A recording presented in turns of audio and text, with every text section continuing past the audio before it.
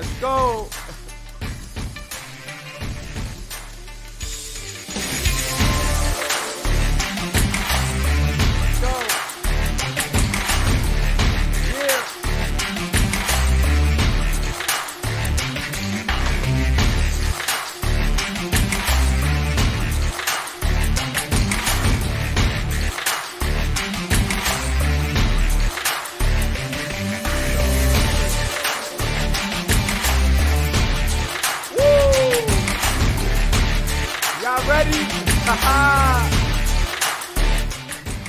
I hope y'all ready for this one.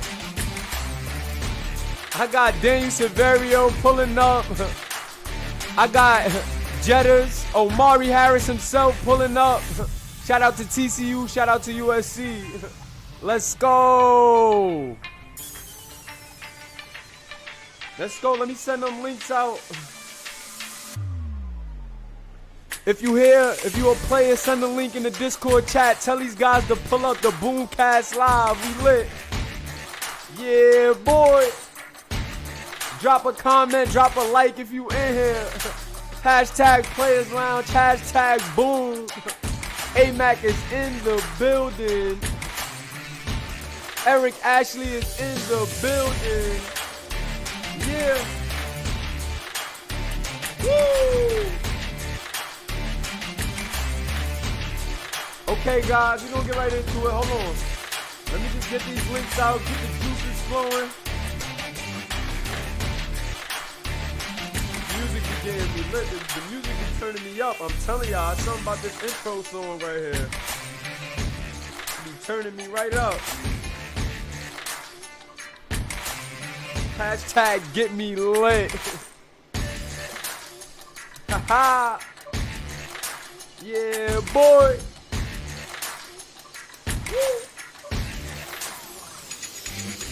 My boy ESJ was good.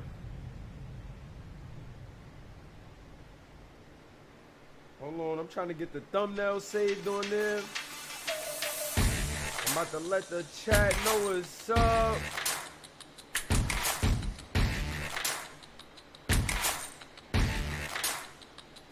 Oh yeah. Hold on, you hear them pads? That's the pads right there. Woo! Oh yeah, it's a vibe. Hashtag it's a vibe. Yeah, my boy CP in the building. Shout out to Outside the Huddle, man. First episode had Q-Pac on there, was lit. Dropped an exclusive. The boy Q might be coaching. Oh my God, CP with another one. Yeah, boy. First player podcast, by the way. Let's go. My boy CP with the First Player podcast. You gotta love it. Hashtag trendsetter. Let's go. Alright, so hold on, where the music at? Let me turn the music down. Let me know if y'all can hear me, man. I got the fan on because it's hot. I got the AC pumping. Let me know if y'all can hear the AC over me.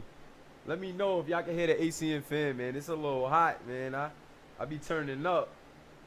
But let me know how it sound, man. Let me know how I'm sounding. DJ Evans, man. It's lit. It's lit in the spot. The guys is here. The guys is here. We already 11 strong. Like if you haven't. Subscribe. The guests are waiting. They backstage. I'm telling y'all, they ready for y'all. They backstage. So the guest is waiting, man. Thank you guys for coming. This is BoomCast Live. You know how we do it, man. We're going to have some fun. We're going to chop it up. RFL, Relocation Football League. If you're not in tune with us, get in tune with us ASAP at relocationfootballleague.com. We are the #1 sim league in the nation, in the world. If you ain't in tune, you got to get in tune. Like, what are you doing? What are you doing? If you don't know Smitty, if you don't know Rob, if you don't know some of these guys in the chat, then you missing out, man. You got to get in tune at relocationfootballleague.com. But we're going to get into the topics right now. We're going to get into the first one, and this is the Alabama game versus Tennessee. I'm gonna pull up the guests real quick. Let me know if y'all hear me and everything is sturdy. I think everything's sturdy. So we gonna pull up the guests. We got my boy Daniel Severio in the building. Severio, what's good? Hold on, I don't think we can hear you. Is it me? Is it me? I don't think we can hear you. Hold on. Can you guys hear Daniel Severio? Got my guy Yo, Jettas. Oh, Jettas, we can hear Jettas, so it might just for be you, sure, for sure. Severio. Hold on. What's good? Good. Let's see if we can fix that. Check if your audio muted. Yes, sir. Yes, sir. I got the guys with me. We gonna get into this game right here. We gonna get into this game right here. That's the first thing we gonna jump into. For sure. We gonna jump into that. You know how I do it, Amari. I just want y'all to go through all the topics with me. You feel me? I want y'all to Yeah. go through everything with me. This is what we gonna do. We gonna chop it up.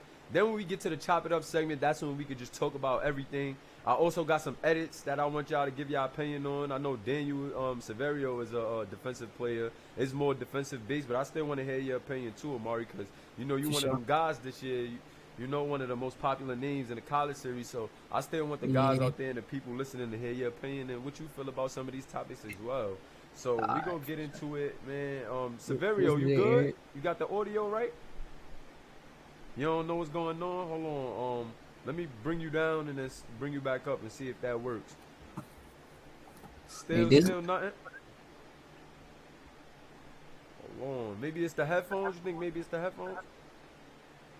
it probably is. Probably is. So, I mean, you could just stay here while we go over this game and see if you could get that working. I'm cool, but we gonna get this show on the road, man. The chat is lit. We got 18 deep, man. Yes, sir. It's another episode, man, and we here. So we gonna get right into it. Alabama versus Tennessee. Let me know how y'all felt about this game. How do y'all feel about Bama? I'm still in the middle. They 5-1. But they're a 5-1 team that I'm kind of on the fences about, Mari. Like I'm a little, Yeah. I'm not really sure about them. You know, the SEC has been a kind of better, but it's still not one Hmm. of the strongest conferences. You know, they got Auburn in there. We got a couple of cupcake teams in there. So Yeah. I don't really know how I feel about Bama. How you feeling about Bama this year? But not this game, but just Bama as a whole. How you feel? They decent. Um, Once I see them play like full competition, we'll see how they is. But so far they decent. Yeah. Okay, okay, Maybe cool, Mabry having a decent season, and the cool. quarterback he's struggling, but See, right? yeah. You Oh yeah, perfect. You We here. You good here now? now. Yeah, we good. We yeah, good. All right. but he All right, trying to figure my it fault for out. the interruption. Nah, you Nah, good. you You good. good, man. You know how we rocking. It's the Players Lounge, man. Hashtag Players Lounge. We chilling. So, yeah, I was just asking Amari how you feel about Bama because I was just like, man, they 5-1. They got a good record. They're in a good spot in the middle of the season, right? But I'm just Yeah, not sold on them, Severio. Like, it's just something about them that's like, I don't know. The offense isn't crazy booming. You know, the defense is solid. They still solid. But, you know, even sometimes they look a little vulnerable to me. Tyler Cage is, you know, great. He's been doing what he's supposed to. yeah, But he's not active. So, you know, that's another thing that hurts. But we're not talking about that right now. We're just talking about Bama. How you feel about Bama, Severio? Uh, to be honest, I feel like they're a solid team. They're doing a whole lot better than they did last season. Yeah, I absolutely. know that for sure. Definitely.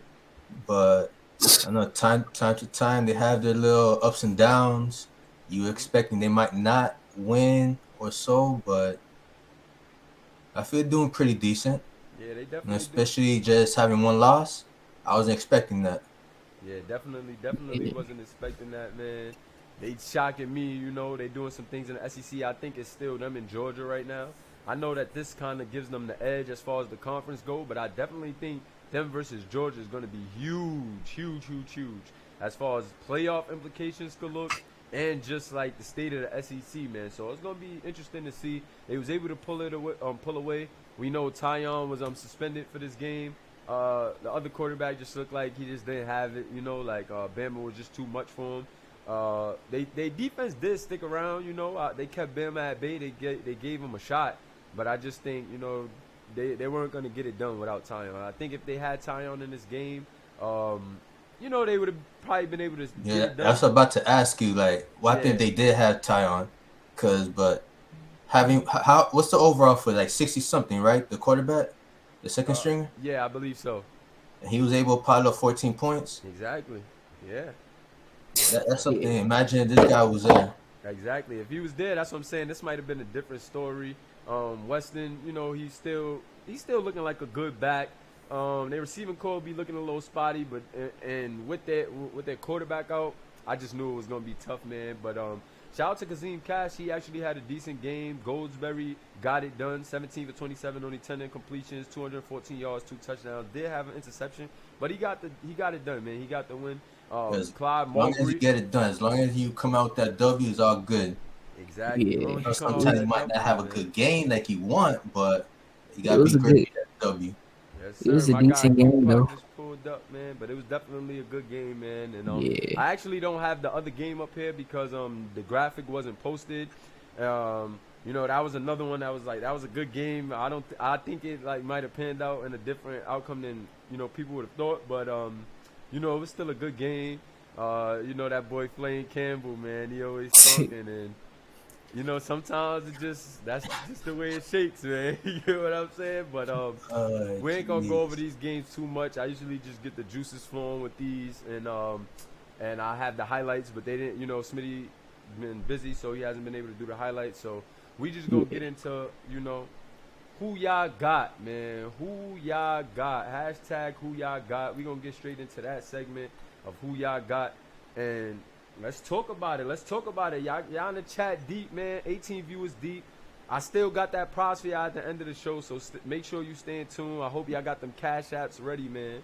Only people that's active here on the BoomCast Live is lit for the giveaways. I ain't gonna do the sneaky guy that come in just for the day and get his name in there. Nah, it gotta be a Discord guy, gotta be a league first guy. If you are a new person, that's watching the show, you gotta start engaging so we see y'all and I could get you in tune with some of these giveaways. If you're a new subscriber or whatever, or you're not in the league yet, start commenting so I could give you some cash giveaways, man, and some other giveaways, maybe some RFL merch, depending on what y'all want. I think I'm gonna just do some cash apps, man, just so it's just simpler. Send it over to y'all. Y'all do what y'all want with it. I want y'all to, get the Patreon going, like CP and I was talking about. I want to give y'all the cash and y'all get y'all reloads up, man. But listen, all I could do is bring you to the water. Can't force you to drink. So without further ado, man, who y'all got? And I'm definitely doing top D-line, so stay in tune for that. I see y'all talking, man. Jay Reed, yeah, I definitely got that list coming. I got top linebacker and top D-line coming later because I did corners, I did offense last week. So I figured D-line and linebacker would be fire. And I also got a mock draft for you guys. I got the top 10. I got the top 10. And I also got some news, some rumors. I got a gunner rumor because this is this is BoomCast Live. So I also got a gunner rumor for the Chop It Up segment. So you guys definitely want to stay in tune. We're going to have a long show. We're going to be kicking it, chilling. So if you got to step away and do something, that's cool. But make sure you come back because I got some news for y'all, man. I got some Houston Gunners news. We did it again, man. We got one step closer. And, yeah, we're going to talk about that later, though. So just know you got some Houston Gunners news on the way, and we got that mock draft. You got the top 5 linebackers and top 5 D-linemen. I got Severio and Amari here with me. We about to get lit. So without further ado, man, let me stop running my mouth. Who y'all got? South Carolina, UCLA. How do you feel, Jettis? We just gonna go in order, man. Jettis himself. Yeah. Who do you got? South Carolina, UCLA. This is a sleepy game, but we gonna see. I got South Carolina by like 3 points. UCLA defense trash, but we'll see what's gonna happen. But I got South Carolina by like 3 points. South Carolina by 3 points. Yeah. Okay. I definitely I feel like you definitely can't go wrong, man. UCLA and South Carolina is a sleepy game for me, but I like it. Who you got, Severio? I'll go UCLA. You got UCLA, okay. So you believe in the quarterback. You believe in the user boy over there that been throwing them dots and all that. Yeah, you never know what's going to happen because, come on now, it's an RFL. Absolutely. Yeah. Absolutely. Anything can happen. Every team you play, you can't always expect you're going to win because you never know what's going to happen. You could just, to be honest, it's like, look at all these games we've been having recently. For sure, like we gonna talk about that in the Chop It Up segment, man. Last week was the week of I go with UCLA. The upset. So yeah. Okay, so he said he's gonna go with UCLA on the upset, man. And I see some people believe in UCLA, man. My boy Deshaun Evans, shout out to my boy DJ Evans, man. He said he believes in UCLA. He got UCLA, so they share that sentiment. But I gotta go with my boy Mari. I got South Carolina by about 3. My bad, man. I can't go with y'all. Gotta go with South Carolina, man. Gotta go with South Carolina. My guy EA shares the same sentiment as me. He said, Scar, man. Scar, you know how we doing. South Carolina, got to go with them. This is a sleepy game, but I think South Carolina got a certain grit to them. I've seen them in action a couple times, and I just think they're able to get it done. So, Glenn Sharp says South Carolina should pull it off as well. My guy Hodge just pulled up. Hodge, what up? Halfback one is in the building. Shout out to the Miami guys. Let me see some trees in the chat. Hodge, what's up? So, yeah, I got UCLA. I got South Carolina. Mari got South Carolina. Severio says UCLA. Couple guys in the chat going back and forth. Q-Pac says South Carolina. South Carolina, Wally Herman says, Kobe Bamba says, South Carolina. Darius Hodge says South Carolina. He dropped the trees. That's my guy, man. That's my guy. But, yeah, so it's looking like South Carolina running away with this one. We're going to move on to the next one. Iowa versus Ohio State. Jettas, who do you got? Hey. Easy money. Ohio State blowout. Ohio State blowout. I don't even got to say much. You don't even got to say much. Real yes, bro. It's true. Really, Ohio State. Yeah, Severio, yeah. So the General and the Jet both goes for Ohio State. I got Ohio State as well. That's a clean sweep right there. Let's see what the chat got. Chat, give me some comments, man, so I can bring you up. Glenn Sharp leading it off for the chat with Ohio State by 50. I definitely think we all agree, man. Ohio State by 50. Play now has been unpredictable. We've seen Ohio State get stung, but a game like this, we just know. Like, we just know. Like, there's no beating around the bush. You just know. If you know, you know. You feel me? So, EA says Buckeyes, man. Deshaun Evans says Ohio State finna kill them because they lost last week. I agree. I think they're going to come out angry. I think Monty going to be clicking. I think the wide receivers, Caleb Houston, Keegan, they angry right now. David Leathers, they tight.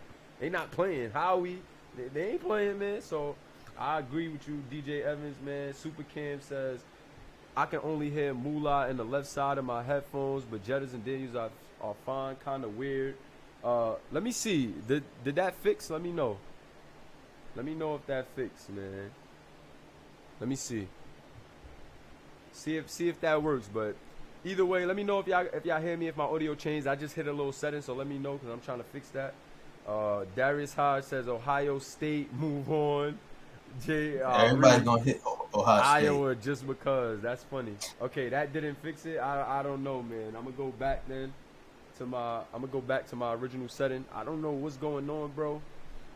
Not sure why I'm only coming out of one ear for you, but that's weird. But Blowout City. Is anybody else having that issue where like my audio is weird to y'all? Let me know in the chat if that's a problem. But Blowout City, definitely. UGA's in the building. I got DJ Watts. DJ Watts, interesting prospect here, man.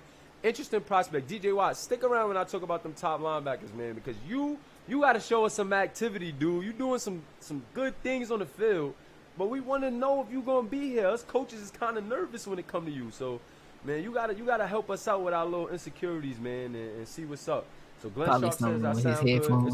It's probably something with his headphones, but I appreciate you for sticking around anyway, Super Kim. Definitely always pull up and show love, but I'm just trying to fix everything for you guys. So Ohio State by blowout. Moving on, we got Texas, and then we got the other OSU, the mother guys. So Texas been doing some things. They was my sleeper team, and they still doing it. Jordan Granger looking good. The defense looking serviceable. How y'all feel about Texas and who you got? We just played OSU. They not that good. I mean, we struggled, but they not that good. Texas by like 10. I feel like Tip Soda finna go crazy. Okay, so yeah. Texas by 10. Who you got, Severio? I'm going Texas all the way. Right now, they've been really stepping up and showing what they can do. Absolutely. Jordan Granger, Tip Soto, they make a good combination, man. I feel like that's exactly what the young guy needed coming in. And then he also got McKinley Weeks, so like he had not much people are talking about him. Yeah, absolutely, man.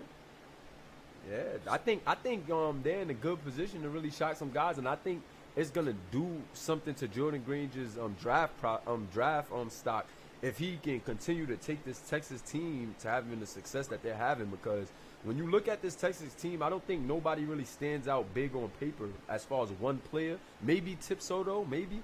But anybody else, I feel like the team is, just a good cohesive unit. So the fact that he's actually the quarterback, a user along with Tip Soto and McKinley Weeks, I think he can definitely improve his draft stock. And I think coaches might, want to take a shot in developing Granger, man. If he's showing that, he can do some things in this very unpredictable college series. He can keep a team like Texas afloat in the top 10 within 7 weeks. Like, that's a good thing, man, and I definitely got to go with Texas here. I see Texas by like 14 to 21 points. I think Jordan Granger, Tip Soto, and McKinley Weeks have a big night, man. So definitely got to go with Texas there, man. And I see we got some guys talking in the chat, man. They funny, but Glenn Sharp says Tip Soto finna go off for another $150. I agree. Think it will be a big game for him. Rico Roche says Texas will get it done for sure. Yeah, and so we definitely gonna move on, man. Texas looking like a clean sweep. Iowa, OSU, the other OSU, those are sleepy guys, man. So can't really put too much faith in them. Gotta go on with Texas and them users over there. Now here we go. We got Notre Dame 18 versus Stanford number 24. We've seen flashes from both of these teams, but for whatever reason, these teams, whenever they have the opportunity to get over the hump, they just don't. We actually seen Stanford get over the hump with Oregon, but then we seen them take, a couple steps back, man. So how do you guys feel about this Notre Dame-Stanford matchup? I got Notre Dame by like 7 points. Should be a good game. Should be a good game. Yeah, I agree. Yeah. I think it'll be a good game. Who you got? I feel it'll probably be like a tight game. Tight game. Yeah, I would agree. But who you got? Who you got winning? I see Notre Dame. Notre Dame. Any reason in particular why you see Notre Dame? You like that quarterback? You like what is his name? Percy Miller, I believe, or Patty Miller, or something like that. Percy, I think Percy or something like that. I think it's Percy. Is there? I just see like something with like the offense. Is like they have something there that they can actually Yeah, I would agree. I agree. They give you flashes. I think the guy Percy, I think he gives you flashes. Pardon me if I'm saying the wrong name, but the quarterback, the freshman quarterback, he definitely shows flashes, man. And he's a big guy, good RFL size, nice arm. I just want to see if they can get over that hump. Like if they can get over that hump, much like a Stanford did, and beat one of these bigger name teams, I think that I'll be more confident when it comes to these, tight games when the teams are both, kind of up in the air. So definitely a close game for me there. But if I'm going to choose a winner, I think I have to go with Stanford, man. They shocked us a couple times, and a couple times we counted them out. I feel like they gave us a game. So I got to go with them again here, man. I just think that they get it done against Notre Dame. I think LeCavalier has a good game, and I think that quarterback actually has a good game too, because he's kind of a low overall, but he gets it done at times, man. Montgomery definitely gets it done, and I think he could get a win here. Yeah. So they said Pat. His name is Pat. Okay, Pat. My bad, guys. So Notre Dame. That boy shoulder pad's huge. Yeah, that boy shoulder pad is definitely huge. My guy Kennard Roden said Notre Dame. My guy Kobe Bamba, that's a gunner right there. Notre Dame, I think. I don't know, 50-50 on that game. Definitely 50-50. Gonna be a great game. Notre Dame gonna get it. That QB nice for sure. They call him my guy Master P. My guy P Moolah. Yeah, I like that. Yeah, he definitely shows some flashes, man. Like he was throwing some dots the other day. Threw a couple just good passes, and it looked good, Like if I'm not mistaken, he had 5 touchdowns, last week. So who knows? He definitely going against a weaker team. Yeah, he's definitely going against a weaker team where I think he could do some things and have like some of the same success. So I think this game is pretty much on him. If he has an inconsistent game, then I think it's going to be up in the air, 50-50, maybe back and forth. But I think if he come out playing like he did in that 5 touchdown performance, I think that against Maryland, I think they could do some things. And that was a shocker to see them get it done against Maryland. So, yeah. Yes. He had 6, I think. Yeah, he had 6 touchdowns. Yeah, yeah. So that's crazy. He had 6 touchdowns. Wow. Even crazier, man. So, shout out to him, man. I still can't go with you here, man, just because I seen Stanford do some things. But I think that definitely will be a good game, man. And shout out to Notre Dame, man. So, moving on, we got UGA versus Texas A&M, a SEC matchup. This should be another good one. I definitely see UGA winning. because their offense just been clicking ever since the past 2 weeks. The defense been looking good. The line, DJ Watts, man, he been looking good at that linebacker position. He been making some plays in a run game, making some plays in the passing game. He has 4 interceptions. So I think UGA definitely wins it here, but don't sleep on Texas A&M. I think that they can give them a good game if UGA sleeps, but I do still think UGA gets it done, man. I think Zeke found his mode. He's comfortable with it, with the offense, comfortable with his receivers, and I got UGA. Who y'all got? Who you got, Maury? I got Georgia by like 10. Should be a good game though. Should be a good game. But Georgia by 10. Who you got, Severio? I feel the same. The Georgia. same, right? The only thing is, gotta maintain that ball. Definitely got to maintain that ball. You don't want to see them turnovers. Want to see you get Jacarius Best going early. Want to see him definitely securing the ball, no fumbles. But they got to get Huncho the ball though. Yeah, definitely got to get Huncho the ball as well. And I think against this secondary, they'll be able to do it because I think with the speed of Huncho and Kalen Diaz, they should be able to peel off the top and then work Joker and Rob in on the shorter routes. Even Kalen and Huncho work well in them short routes because of the speed and separation they could get. So I think Zeke has a big night. I think also Jacarius Best, should be able to do his thing. But I really think I see Zeke with maybe like a 4-touchdown night, maybe 250 to 300. So, and I feel the defense should be able to stop. Yeah, should be able to stop them with no problem. Absolutely. So it's like that shouldn't be an issue there. Shouldn't be. So it's looking like a clean sweep in the chat for UGA. We 24 viewers in, man. Thank you guys. Appreciate you guys for all the love, all the comments. Like if you haven't, and please subscribe. We had like 102. We definitely doing some giveaways at the end of the night. So get your cash apps ready. Make sure you stay in tune to see these lists and this top 10 mock, man. So back to who y'all got though. UGA is looking like a clean sweep. Well, Beta Bro says Texas A&M got this one. He must play for Texas A&M or be a fan, or he must not watch the series saying that. But, you never know. Anything can happen. And this is a conference matchup. You know how those go. They're always, like, pretty tough, so you never know. But it's looking like a UGA sweep here, man. Super Cam, UGA blowout, Rico Roche, UGA, Glenn Sharp, CC and company finna go crazy. Dogs win. Deshaun Evans with the dog emoji.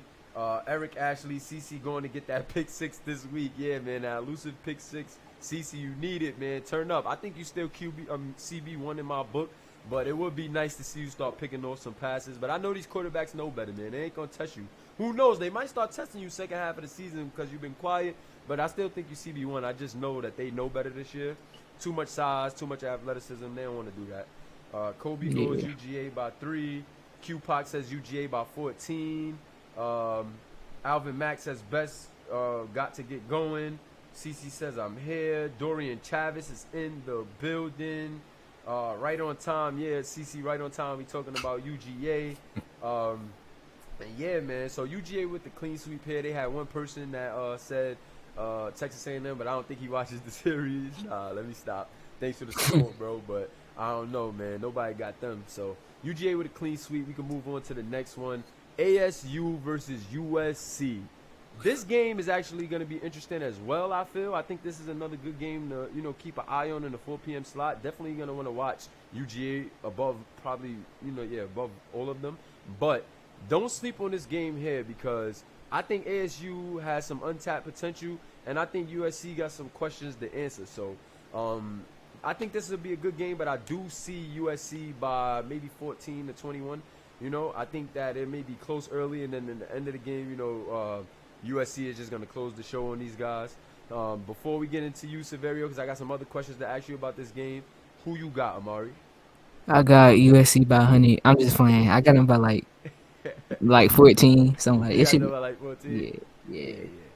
I think it should be a good game. So yeah, I said about the same 14 to 21. So Severio, man, this is your game right here. So I got a little more questions to ask you as far as this game. What do you think is the key to winning this game or coming out dominant in the way that you guys would want to in this game? I feel like mainly defensive-wise, because offense is already on lock. That's on point. Only thing is, Glenn make sure not to, get locked down by anyone. For the last game, that disappointed me. But Royce did his job. but it ain't gonna happen this time. But All right, so I got but, another. but Go ahead. besides that, Go ahead. Go ahead. defensive wise, we have to be more aggressive, put more pressure on the quarterback like we've been doing all season. And that secondary, we need to step it up, make sure that we have the right man on every receiver, because I don't want to see nobody getting no freaking burnt. You know? Absolutely, yeah. Definitely don't want to So see that, man. And like, as far as okay, like going into this game, do you look at this as like a trap game for you guys, like a game that if you don't, if you take them lightly, that they could potentially shock you, or do you think that like even if you guys have an off game, you should be able to get it done against an no, opponent like this? no, I can't see that happening. You can't take this game lightly. You can't take no game lightly, Definitely can't take no because game lightly. any team could just come out of nowhere and just retaliate. Definitely, definitely. So yeah, man, you definitely locked in, man. You always give those, very disciplined answers, and that's what I appreciate about you, man. You're a very disciplined guy, and I like that, man. I know the coaches are taking note, and I know they like that. And I think you guys are gonna get it done, like I said, from 14 to 21. I believe in Calvin Poole. I believe in the weapons that you guys have. Glenn Sharp, tight end one in a lot of people's list. Yeah, Matthew Horn, Kyshawn Williams. Kyshawn might be I feel like one of the best slots in the series. I don't want to say wide receivers because I don't think he's like a top 5 to top 10 wide receiver, but I definitely think that he's a top 5 slot guy. You know what I'm saying? For surely, like without a doubt. You got guys like Patrick Connery, Kyshawn Williams, tearing it up in the slot. Kalen Diaz as well. So those are some of the guys that just stand up the top of my head and like. and especially with the speed makes him deadly. The speed makes him a killer, man. So, and then when you got that type of quarterback that can actually get you the ball down the field in tight spots, like you gotta love it. So definitely gotta go with USC here. Definitely can't take them lightly though, but I definitely think that this would be a good game to watch. In the 4 p.m. slot outside of the Georgia game. So moving along, because a lot of the chat is just saying USC by 28. USC definitely gets this. Deshaun Nevis, USC. Roden says USC blowout. EA Trojans. Supercam 20. USC by 20. So it's looking like a clean sweep for you guys. Everybody is kind of picking you guys. That's kind of obvious. And I said Kalen Diaz. I don't know why I thought it was oh, it is Kalen. Okay, he put the star. I was like, I don't know why I thought it was Kalen. He's saying Jalen now. But anyway, yeah. Dorian Travis says he's gonna go USC here. Clean sweep for USC. Pretty obvious. Moving on, we got Michigan versus Louisville. Who do y'all got? Michigan versus Louisville. I'm not gonna lie. This is a sleepy game for me because Michigan is very sleepy this year. You know what I'm saying? Like Michigan doesn't do it for me. Sorry, Cam, but you guys are like not doing it. I think that maybe staying at Michigan, I know you were being loyal, but I think it's kind of hurting you at this point because, yeah, like you guys are kind of like just very like struggling, and I don't even know if you win this game. You know what I'm saying? I don't know if you convincingly win this game because I like Sinclair and I like Paul over there for Louisville. So I want, as much as I want to pick you guys, I think I gotta go with Louisville here, man. I think I'm gonna go Louisville by 7 to 10. Who you got, Amari? I got Louisville by like 3, probably. Louisville by 3.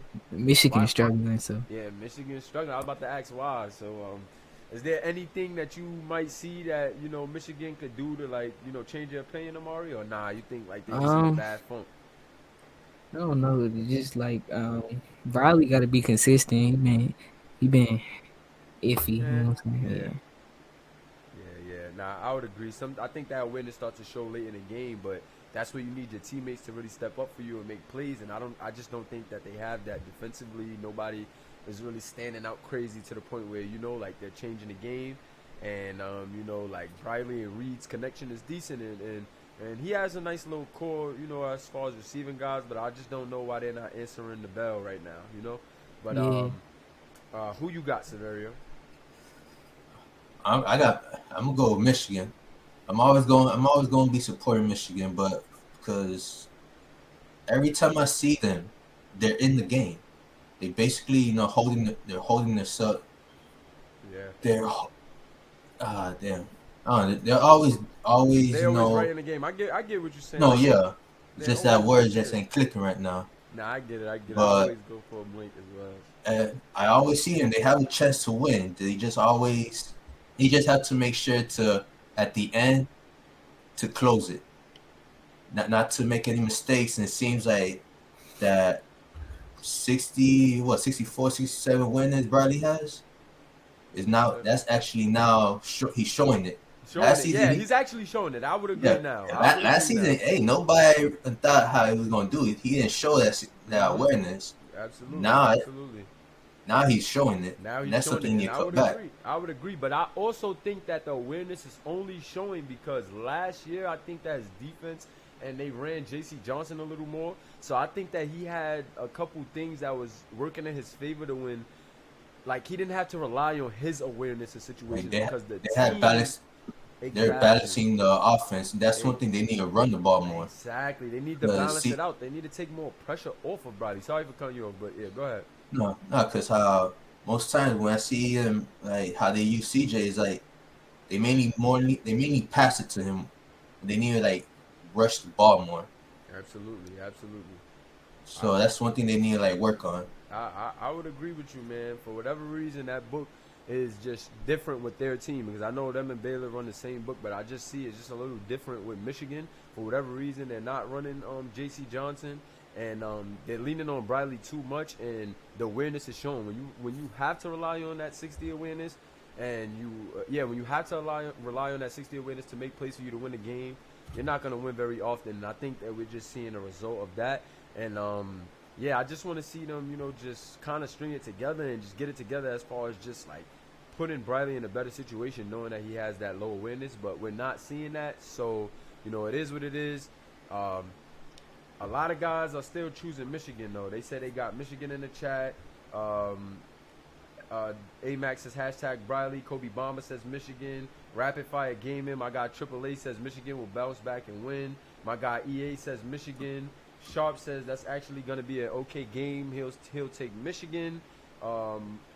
Dorian Travis says Louisville. Briley is going to sell. He's just not the guy, man. That might be some little quarterback salt in there, so I'm not going to, put too much on that one. I But see that. it is what it is. Michigan by 10. That defense is okay. Rico Roche says, I believe in Bradley for some reason. Yeah. I believed in Bradley for a while, but, like I said, I think his team is putting him in a tough spot to where it's exposing him this year. And just in certain, scenarios. So I think in certain situations where he's actually played well, can't take that away from him. But I just think, like, relying on his awareness, like I said, is just hurting him. So moving on, we got North Carolina versus Miami. Now, this is a big game. I feel like a lot of draft stocks can rise here and a lot can go down here. So, big game here. I know we got some Miami guys in the chat. Might have some UNC guys. Who do y'all got? Before I give my spill, who you got in this one, Amari? Because this is a pretty big game. I got Miami by like 10. I mean, it might be closer. It just depends how Jet Blade show up. Jet Blade, man. You said depending on how Jet Blade show up, it could be closer, but do they still lose, or do you think that if Jet Blade has a big game, they have a chance of beating Miami? They have a chance, but like I got Miami winning. You got Miami winning. What is it about Miami that you got them winning? Is it the defense mixed with Hodge, or you think KP could do some things? What is it? The defense mixed with Hodge. The defense mixed with Hodge. Definitely can't go wrong with Miami's defense, no matter what series it is. We know how good that defense is from series 1, 2 to 3 to now. And then Hodge, yeah, is just a no-brainer. Who you got, Severio, and why? I got the U. You got the U, Severio. That was easy. That was quick and easy. You got the U. Is there anything, like I said to Mari, is there anything about what UNC can do that can maybe, change your mind or maybe, make this a closer game? Is there a specific player that you think if they have a big game as far as, as far as North Carolina goes that can maybe change the outcome of this, big-time Miami matchup?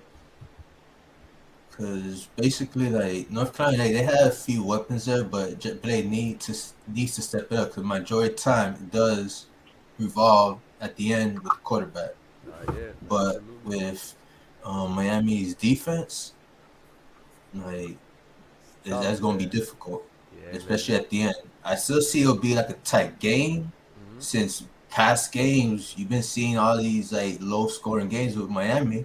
That's Yeah. something I was surprised by, Mm-hmm. but because Miami's mainly is all about their defense and Defense, yeah. Hodge, because that And Hodge. offense is like an average Absolutely. offense. Absolutely. So as long as they run that ball, mix up a little, that We Miami should be has good. it. Not yet. So I gotta go with Miami too. It's looking like a clean sweep for Miami in the chat as well. But Dorian Travis actually started off by saying I always gotta support where I'm from, man. USC all the way. But he's just saying more based off where he's from. So we're gonna take that with a grain of salt. But you got Kobe Bama says the U by 14. My guy Alvin Mack say Nellyville's USA. And then my guy Rico Roche goes Miami. My guy Eric Ashley goes Miami. Um, I got Glenn Sharp says Miami would take this one. UNC might shock them though.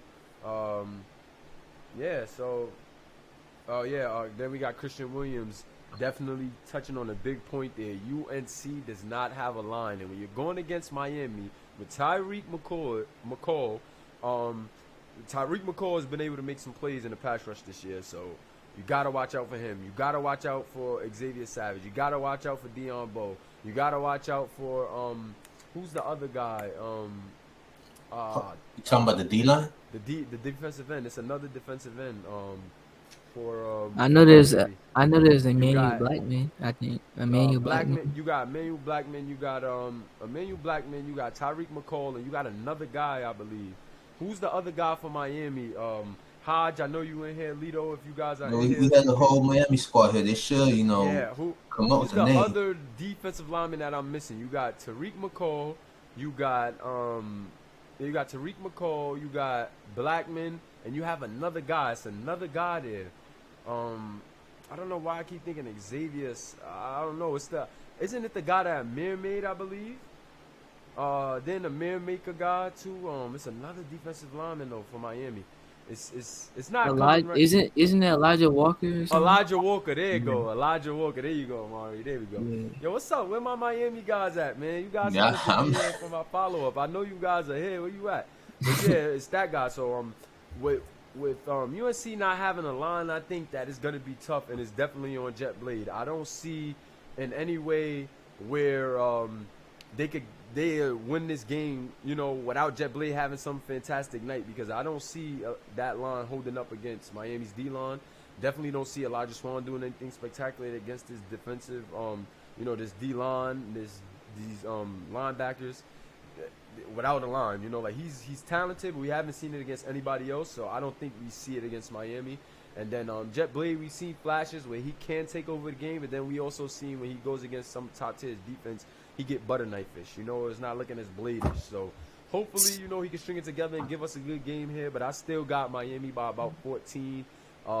Definitely got to go Miami by 14, man. That offensive line, that's a good point that Chris Cross put out there, man. Because it's hard to go with them. It's definitely just hard to go with them. So yeah, man. I guess we can move on. It's looking like Miami got that one as far as the chat goes. And we got Penn State versus LSU. This is actually a good game. This is actually a game that I'm looking forward to. And that's weird because I don't know if anybody ever would have been looking forward to a Penn State LSU game as far as RFL College Series goes in any other seasons. Maybe the season when Ramos was there, you may say. But for the most part, or maybe when, my guy Geno Gannon was at LSU. But, as far as right now, man, LSU and Penn State has been teams that kind of been floating. But this year, they showed us some flashes. So, this is actually a tougher pick. So, I'm going to start with y'all. Who y'all got? Who you got, Amari? I got LSU, but I wouldn't be shocked if Dorian Chavis and Penn State get it done, though. It should be a good game, though. Very good game. And if you had to choose between Aiden Seminole and Dorian Chavis as far as right now, say if you were a coach and you had to pick Aiden Seminole or Dorian Chavis, who would you go with, Amari? You would go with Dorian? Yeah. So Dorian just seen a little more versatility, the little running and all that. Okay. He's still throwing some dots on the run as well. So, yeah. So, He looked Who pretty you consistent. definitely look pretty consistent too. Got his team with a good record halfway through the season. Both of these guys actually had their Yep. team in great spots, and they're freshman quarterbacks on teams that I feel like are overachieving to this point. So yeah, like this should be a very very good game. Who you got, Severio? I I'm going with Penn State. It's gonna be a really good game, I see, but like both teams, like you said, they've been doing pretty good, and they've been having little shockers there. And I'm gonna go with Penn State, and it seems like Dorian, he's trying to, make that team good, and he's been doing pretty solid. So we- I'm gonna see what's up. I'm gonna see what's up with Penn Penn State. State. Yeah, this is actually a tough game for me, but I don't know why I'm feeling Penn State, man. I gotta go with my guy Dorian Chavis, man. That's a guy that I got to speak to a lot. Definitely an active guy. Definitely a guy that I feel like takes his players seriously and can definitely be developed in the future into something decent. You know, like I said, the kid got his team in good shape midway through the season. Penn State doesn't really have anything too flashy outside of I believe him and the running back. To be honest, Yes, so him and the running back. so I'm liking that these guys are able to carry them to a top 10 team in the RFL verse, and that's a beautiful thing to see. So I definitely got to go with Penn State. I'm a Penn State fan in real life, so I'm very happy to see us in the top 10 in the college series and see that we have a quarterback that's exciting some people. So I'm gonna go with Penn State here by 7. And yeah, that's what I got. And let's see what the chat is talking about. We got Alvin Mack, LSU going to smack Penn State. I don't LSU think so. riding that wave. We got EA, LSU wins. He's talking about Miami, but Rico Roche says LSU. Man. Glenn Sharp says Penn State, but Dorian better not fold. Rico says LSU by 7. Ronnie says gotta go with Penn State. Dorian can put up some points. Dorian definitely showed he could put up some points. Kind of remind me of like a Baker Mayfield, like definitely give me some Baker Mayfield-ish vibes when it comes to Dorian. Kobe Bamba says Penn State by 3.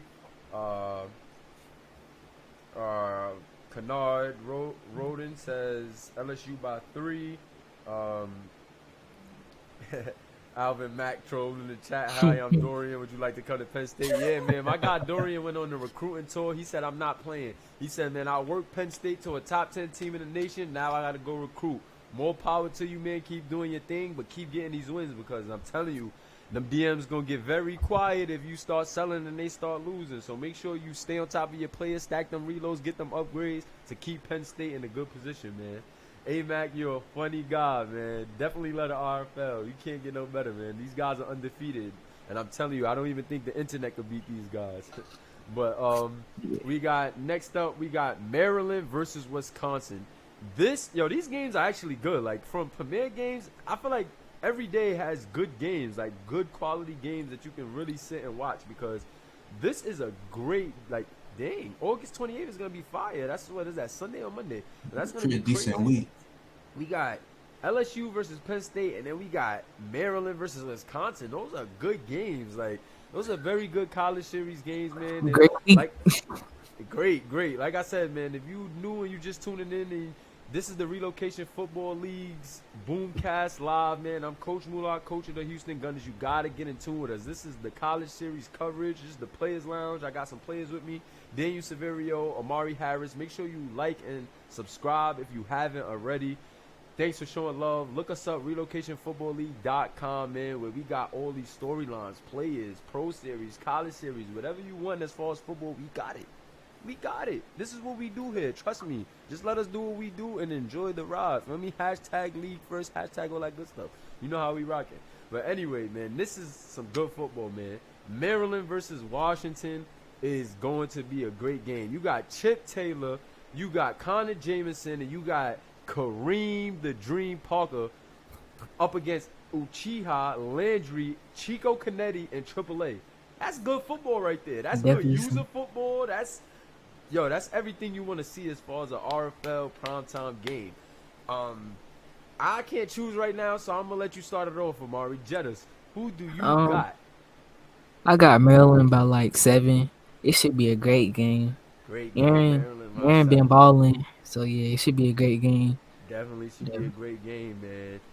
Connor Jameson been looking good too, and like Kareem the Dream, we know what he do, man. He got some jets himself, man. You might gotta adopt him to the family, man. He might be gotta be the first running back in that family, Amari, because that boy is electric right there for sure, man. Definitely. He got the jets. Who you got, Severio? Ah, jeez. Players Lounge getting spicy. That's why I love it, man. I like to see our opinions on who and what's going on. That's difficult. That's gonna be a really good game, close game. I see at that. But I like Maryland's run game, but I'm going with Wisconsin. One thing on Okay. Wisconsin, it would been nice if back stayed in Yes, Wisconsin. That I would been agree. really nice right now. I agree. I totally agree, bro. I completely agree. Like, I think if Chandler back would have stayed with Uchiha, that would have been different. I think that Wisconsin would have won some of these, tighter games that they lost. I mean, they did play some tough competition as far as they lost to Penn State and they also lost to TCU, which is tough teams. But I do think that they would have been a problem with Chandler back, and we seen some of his productivity drop since he went to OSU. But maybe he just felt like he was the missing piece and he wanted to get that ring. Definitely can't be mad at him, but it would have been fun to watch him with Uchiha, man. Like that would have just been great football. Like him, Corvette, Micah Jones. That's just a nice, little offensive core right there, man. It would have just been fun to watch. But still tough for me to choose here, honestly. But I might have to say Wisconsin, man. I think I got to go with Wisconsin. Chico Canetti, AAA. I think teams like this is where they could get theirs, really make their imprint on the game because the offensive firepower is good, not great. So I think they have an opportunity to capitalize on some opportunities because it's not like you're going against Shark here, over the top. You're going against Connor Jameson, who's still good, but I think you can maybe get a little more as far as, working with him over the top over a Shark. And then Chico Canetti in the run against Kareem Parker, it can be tough, but Chico has been doing some things as far as the tackle for loss department and as far as like making some plays in the backfield. So I don't know if he's going to be able to contain Kareem Parker, but I do think that he would do a good job in helping his team slow him down. So I'll go with Wisconsin on this one, and let's see what the rest of the chat is saying. We got Glenn Sharp said that's going to be a good game because Wisconsin been playing decent as of late. Maryland's offense is scary when efficient, but I'll go Wisconsin. And we got Bomba, Wisconsin Nation. They made Bomba. Yeah, man. Shout out to my guy Kobe Bomba. That's my safety right there. That's a son of a gun right there, man. Definitely going with alma mater. Then we got EA saying Wisconsin. We got Ronnie Shanahan, Wisconsin in my books. Yeah, so it's looking like most people were saying Wisconsin, but I know that's just this still can go either way, fairly even game. A lot of good users that I want to see, play in this game. Should be some interesting things to watch. We got Super Cam says, I got Maryland. Both teams will score 35. I definitely agree with that. And yeah, I'll go Wisconsin though, like I said, and it's looking like most people were saying Wisconsin, so we can move on. And this is your game right here, Mari. So I'm going to start with you, and I got a little more questions. Matter of fact, I'm going to start with Severio because I got more questions for you. Who you got, Severio? Oklahoma, number 19 versus number 2 in the nation, TCU. Who you got? You know what? I'm gonna go with Oklahoma. Now, as long as if Oklahoma feeds Brewer, they should be able to defeat TCU because TCU has that solid that offense. They got those weapons. Absolutely. But I don't see like the defense that is there. So I feel Oklahoma could, and what Oklahoma been doing. Gonna shock them? You feel like Oklahoma gonna shock them? Yeah, how am I sounding now, Chris Williams? Pardon me, Severio. Just trying to make sure all the viewers can hear everything properly. Let me know how I'm sounding, Chris Williams. If I'm sounding better, if I sound louder, I'm seeing some guys saying I sound low or one earish. So let me know. But Go back to what you were saying, Severo. Pardon me. Yeah, because I've been seeing Oklahoma been like actually, making plays, like doing like about to come back. For sure. But I feel as long as they like start that soon, feed brew it in the beginning, mix it up, they should be able to go through TCU's defense with no problem. The only thing is Oklahoma needs to watch out for TCU's weapons. Absolutely. I And would McCain agree. just he's doing his thing. I would But I see definitely agree. Oklahoma. I would definitely agree, man. This is definitely going to be another one of those interesting games to watch because even though OU has had their struggles, I think that this is the game that they would need to capitalize off of. I'm not going to say that TCU have gave me any reason to think that they're just going to get handled by Oklahoma. However, I do think TCU has enough holes, and I do think OU has enough weapons to make this a game. I think this is going to be a good game, and I think OU has a very good shot of winning.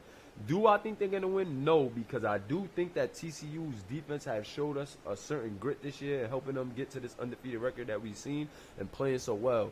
So I definitely can't just say that, I don't see the upset coming, but I do think it will be a better game than, people think.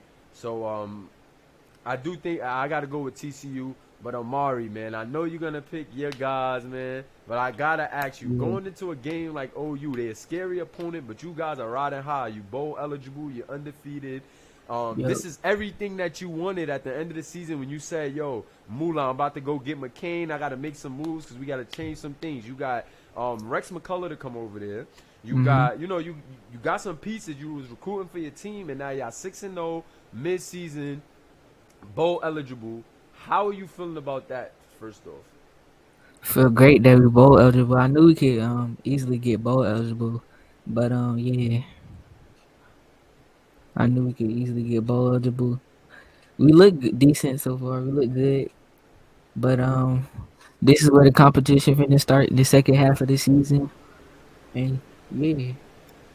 Yeah, nah, for sure, man. Like, this is definitely that time, second half of the season, like you said, where this is what really matters. But you have played well, Yeah. I think you're number 5 on my list as far as best wide receivers, right? You're number 5. You was number 5 on a couple of lists that I've seen, Yeah. I feel like number 5 is a good place to be. Top 5 wide receivers out of the the 100 that we have, and like there's Yeah. so many user guys and good generics out there, and you're top 5 on most people's lists, right? Do you Yeah. think that you deserve to be higher, or how do you feel? How are you feeling about seeing these lists and seeing you at number 5, seeing and seeing the guys that's ahead of you? Where do you feel like you fit at? I mean, I'm humble. A list don't really determine what I think I'm at, but Hmm. I guess I'm good at number 5. But hey, I just play. You know what I'm saying? Yeah, As I you don't should, talk as you trash, man. I should. just yeah, As you should. I like that attitude, man. You one of the younger yeah. guys here, but you very mature for your age, and you got a nice swag to you. You feel me? I know a lot of coaches want that and want to bring that to their team. If Yeah. there's any realistic, what is your draft? What do you think your draft stock is right now? Where do you see Jettas going? What's the earliest and what's the latest? Earliest is late first, and then like early second. Early second is the latest. Yeah. Okay.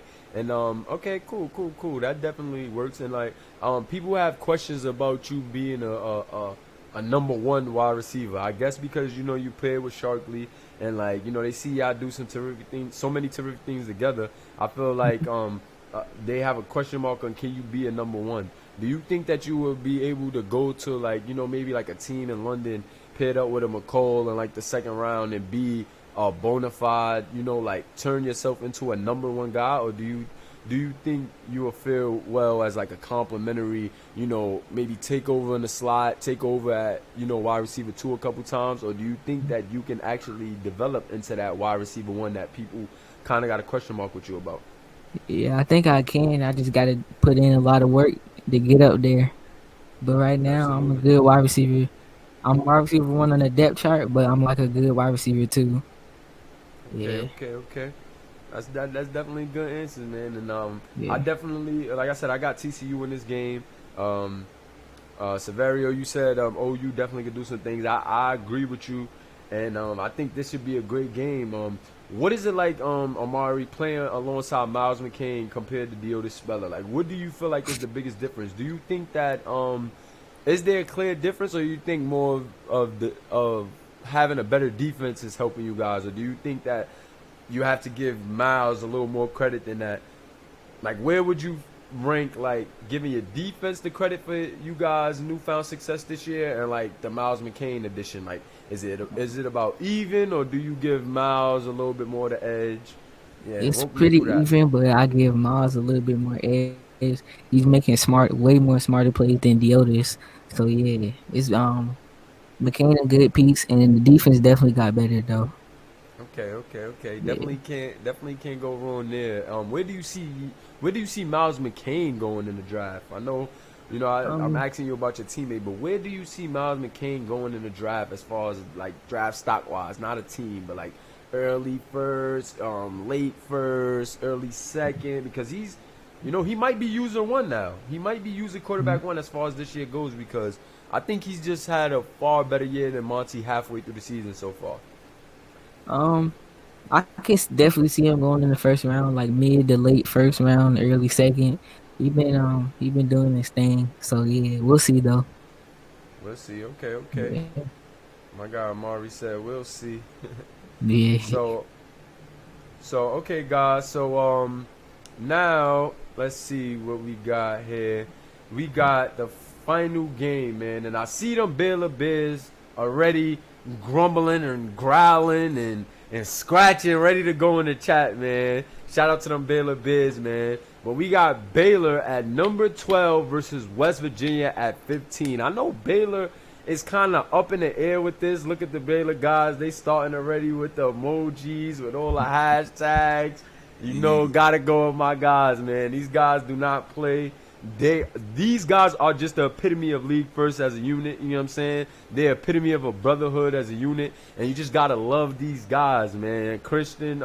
Crisscross, EA, AMAC, just all of these guys. Killian Bain, like these guys really have a true brotherhood, man.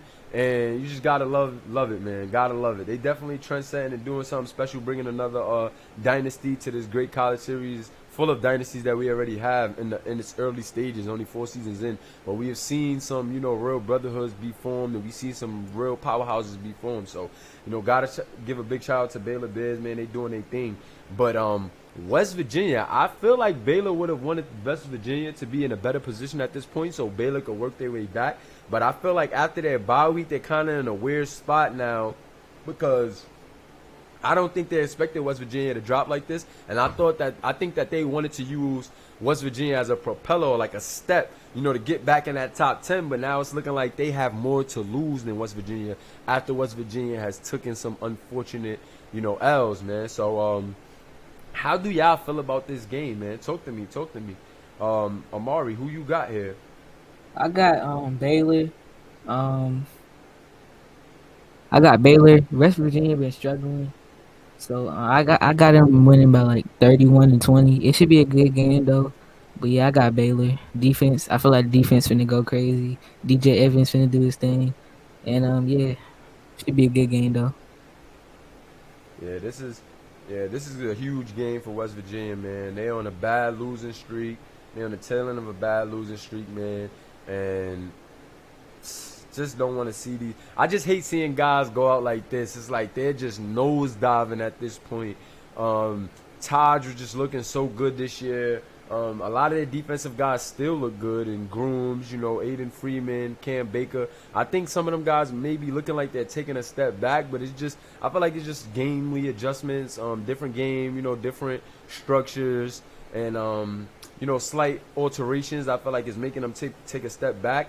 And I just think the conservativeness, for whatever reason, of this team gets very complacent, and they allow teams to just stick in the game and just wind up finishing and closing the show on them, man. And they can't afford to continue doing this. They definitely can't afford to do it against Baylor, because where they're nosediving, Baylor is on the up and up. So it's interesting that we're seeing two teams that's going in two opposite directions really fast, matching up in this game. And I don't know, man. Something about it is just saying that these Baylor guys got their number to me. How do you guys feel? How do you feel, Severio? Yeah, what do you think? The team, like this, I see this. This is gonna be like a close game, but like they both really want it. Baylor already had their, off the little bye week. They ready now, already stretched out to, release, all that anger, all that training. But I feel Baylor's gonna win, but West Virginia's gonna, keep it close. Keep it Because close. like, with Tajay, how you talking about? Yeah. I have him in my top 5 for quarterbacks. Yeah, So I do as well. I forgot where I had him at, but I believe I had him as in my top 5 as well.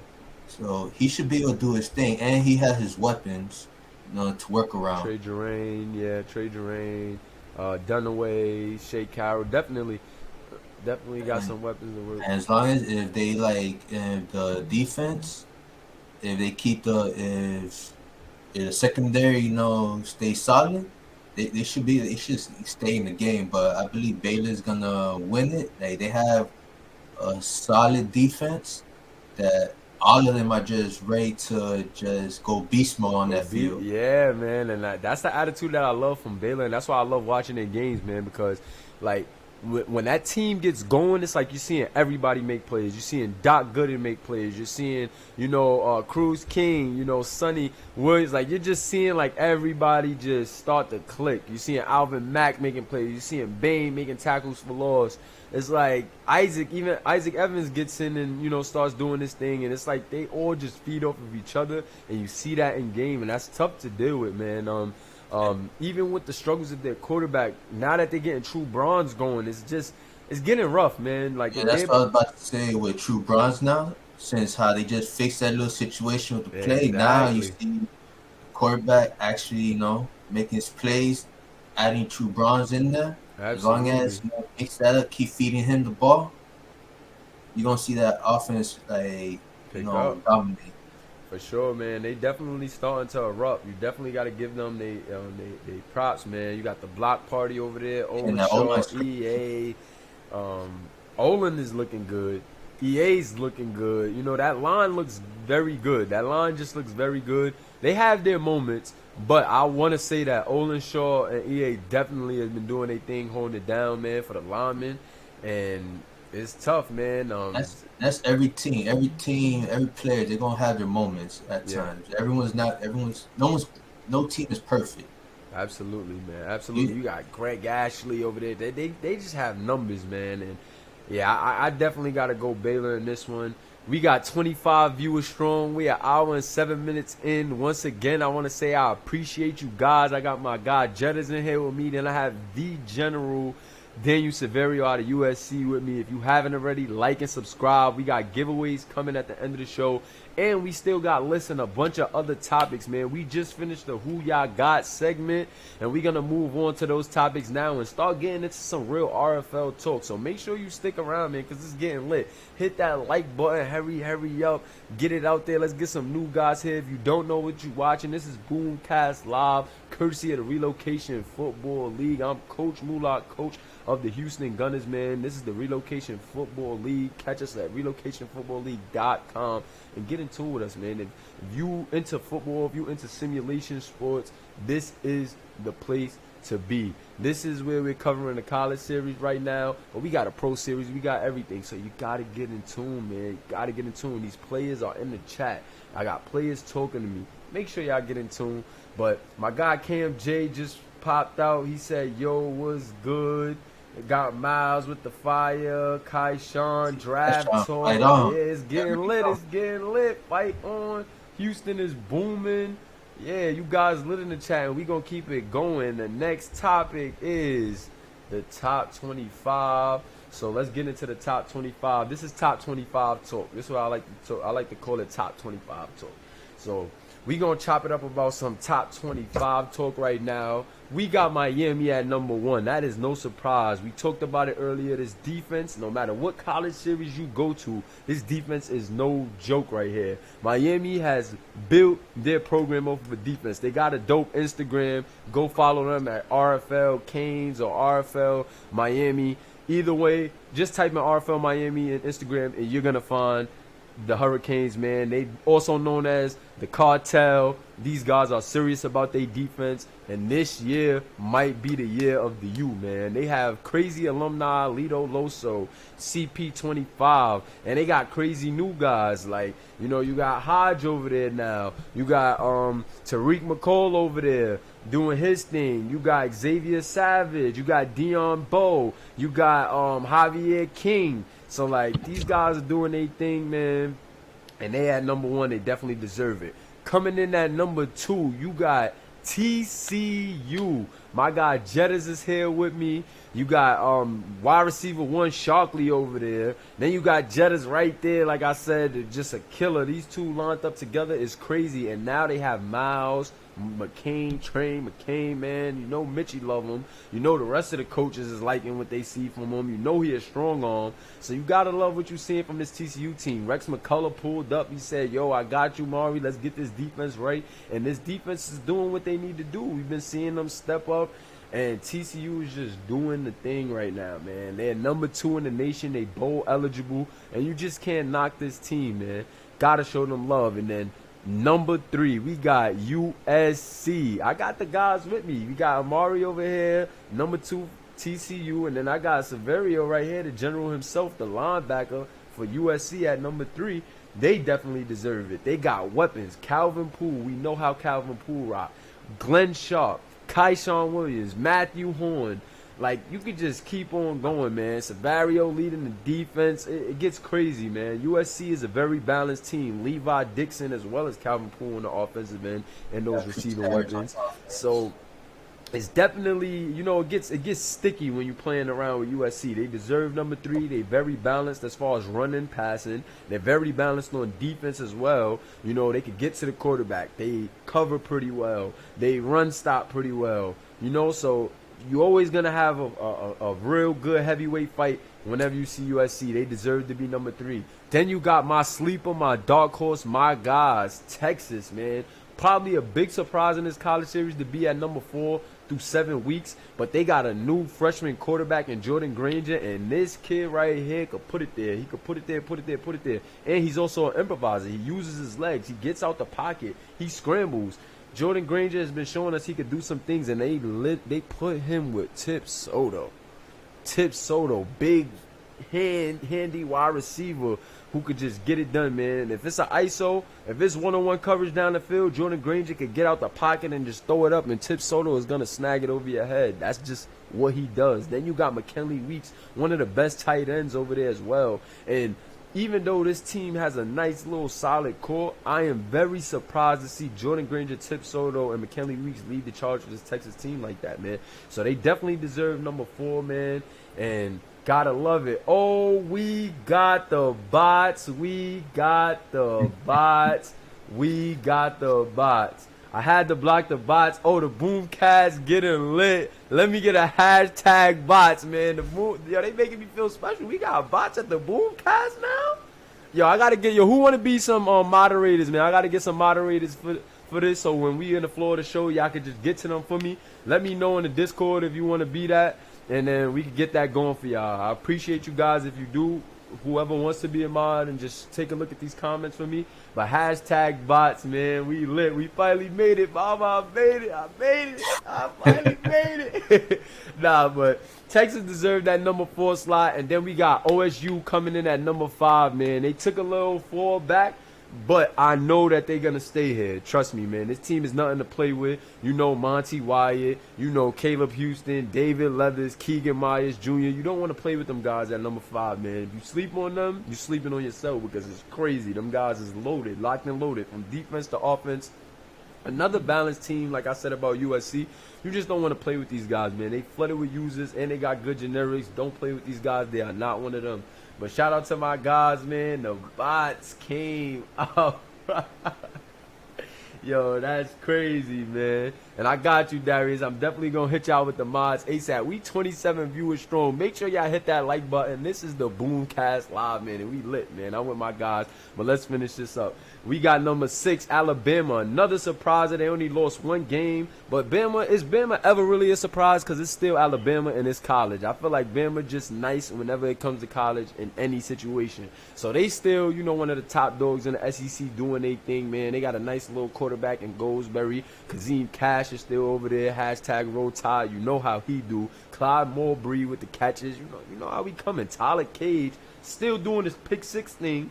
Like, I know it's a new year, but he's still on the same timing. My guy, Jay Reed Gaming, I seen him in here. He been doing this thing, man. We lit, man. You know how we rocking. But anyway, Bama is nothing to play with. They deserve this number 6 slot. They only lost 1 game. Let's keep it rolling, man. We got number 7, Oregon, the Mighty Ducks this year. That's what you got to call them because they got that man. Mama, there goes that man, and they call him Ronnie Shanahan. This kid is nothing to play with. This is one of the best freshman quarterbacks coming in, if not the best, just because of the storyline, man. When this guy see a powerhouse, it's like he just get like the Popeye spinach, man, and just start going crazy. When he see a top team, he just want to crush their dreams, man. That's all I can say about Ronnie Shanahan, Ronnie football. This kid is electric, and like I said, it's just something about the big game that he lives in that moment. He ain't the flashiest. He may not be the most accurate. He may not be the this or the that, the fastest, but he gets it done. And he gets it done in a big game, man. In the big game, and you gotta salute him for that. He's a humble guy. He makes it the podcast. He talks. He's active, and he's a first-year guy. So salute to my guy Ronnie Shanahan, and that's really all I got to say about Oregon. But they definitely deserve this 7th spot because they done slayed a few Giants this year, man. But after that, we got my alma mater. We got UGA at number 8. UGA at number 8. UGA had some struggles early. Like we said, they lost to Oregon. It was a little surprising. But they got right back on track. It's crazy. They got right back on track. UGA's been doing their thing. Kalen Diaz, Honcho, CeCe Akine, Jalen Horton, DJ Watts has been linebacking, getting the interceptions, just doing what he need to do. Keno Thefford has been doing some things against the run on the edge, and he's also been getting sacks. He's still looking like an elite pass rusher, elite defensive lineman, defensive end. Gotta salute those guys right there. They deserve number 8. They got some things brewing. You got Quan over there too. It's looking like UGA is back, and do not sleep on them guys. I know that they took some tough losses, and you guys may have y'all, red flags up, but I'm telling you, this team is clicking on all cylinders, and I think that they ride this hot train. Pause. Now, number 9, we got UNC. I'm still kind of up in the air with them because I think it's based on a lot of their success is based on Jet Blade, but they had a good spot and they deserve it right now. They had number 9, and we gonna see what they could do with it, man. Let's see what UNC could do as far as going to number 9. What y'all think? Do y'all think that UNC drops or falls? I think that even though they had a good spot at number 9 right now, they're kind of on the downtrend to me. I don't really see them, going any higher from this point on, from 7 on, to be honest. So we gonna see what that's what it looked like, but they they good. They earned they keep as far as 7 weeks through the season, and they top 10. So salute to them UNC boys. Number 10, my guy Dorian Chavis came in with a vengeance. Him and that running back is not playing for Penn State. My favorite team in real life, man. So Penn State, number 10, definitely a shocker probably for a lot of guys, but I think that this team can make some noise. I think that maybe they could slide a little closer depending on who they play and how they play, man. But they definitely deserve that number 10 spot right there. They've been doing something. They've been cooking with grease. Shout out to my boy Dorian Chavis. 11, we got LSU, Aiden Seminoles. Shout out to the freshman.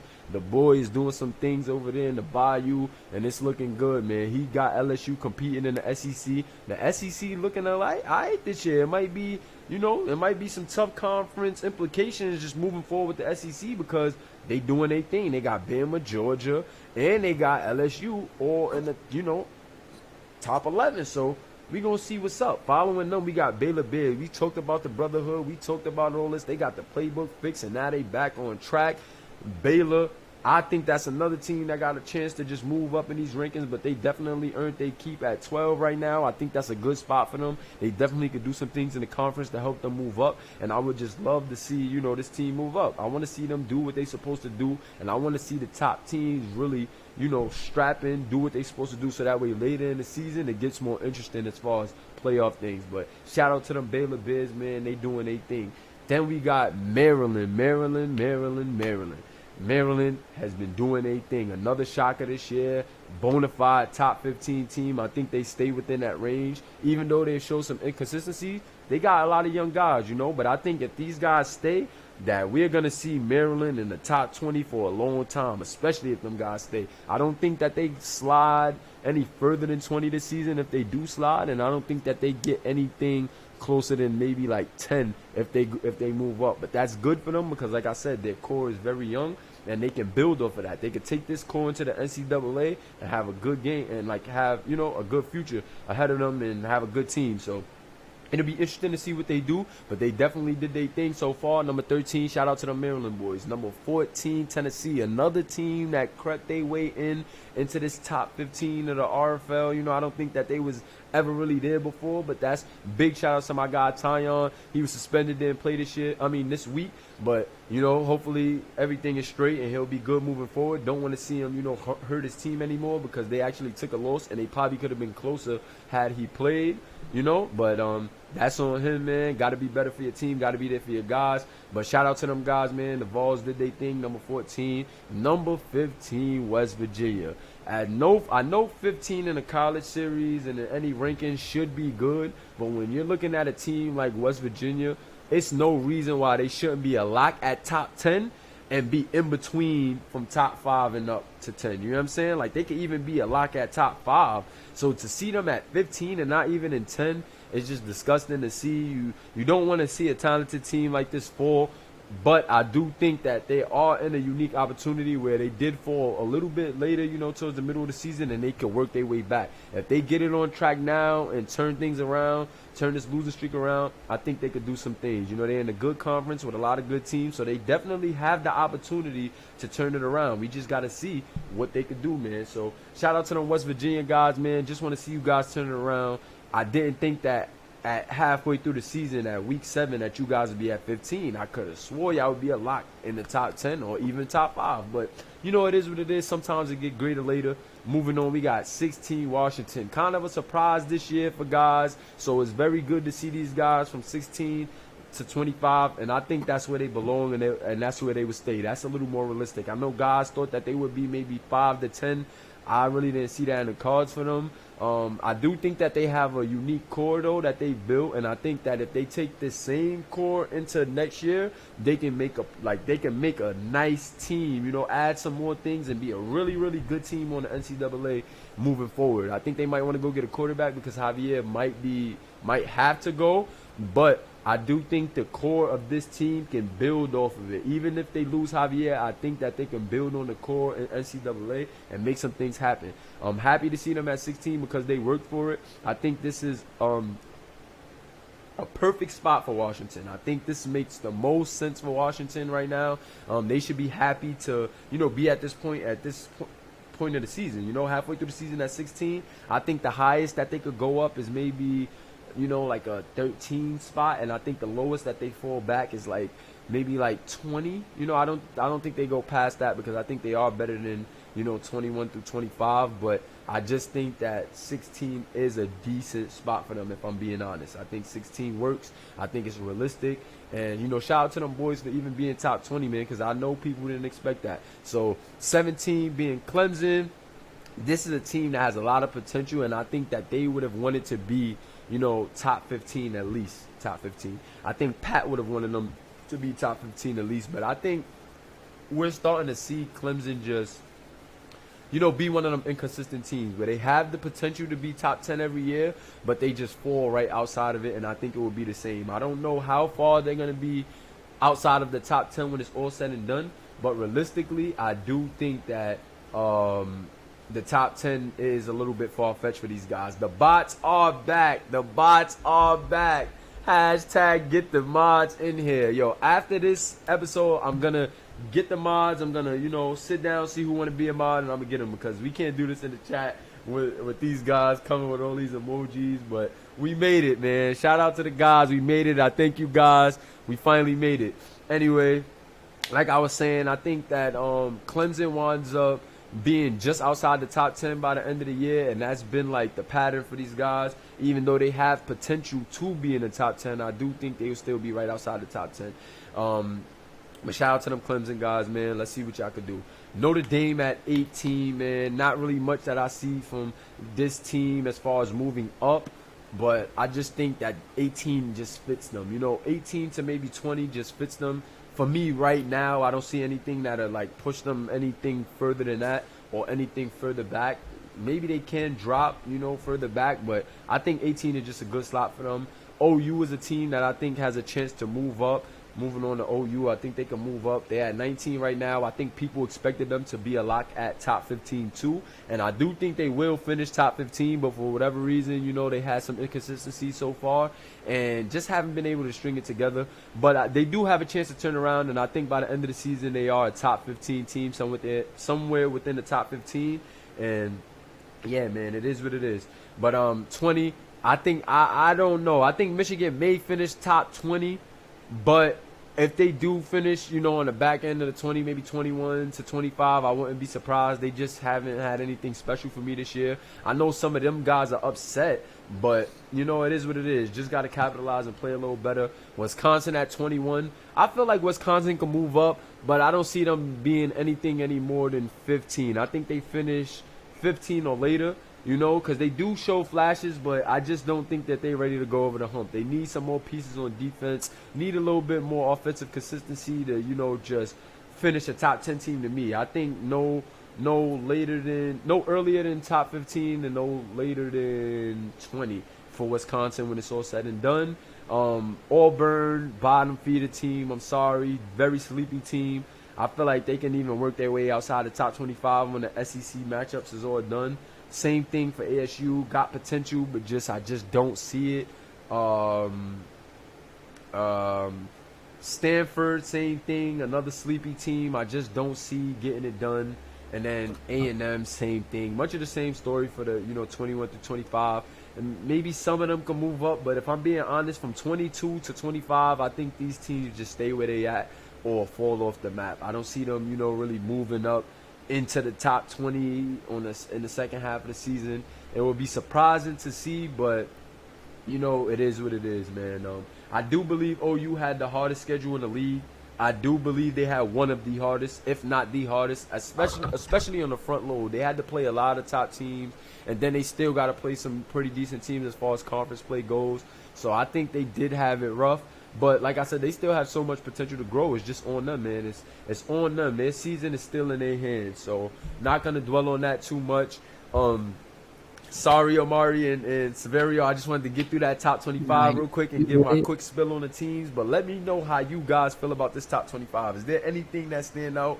Who's you guys sleeper teams? How do y'all feel about this top 25? I feel like it's a good list. Some teams I see can move up, but yeah, it's a decent list. Okay. How you feel, Severio? Yeah, there's some teams I wouldn't mind moving around, but it's the list is good.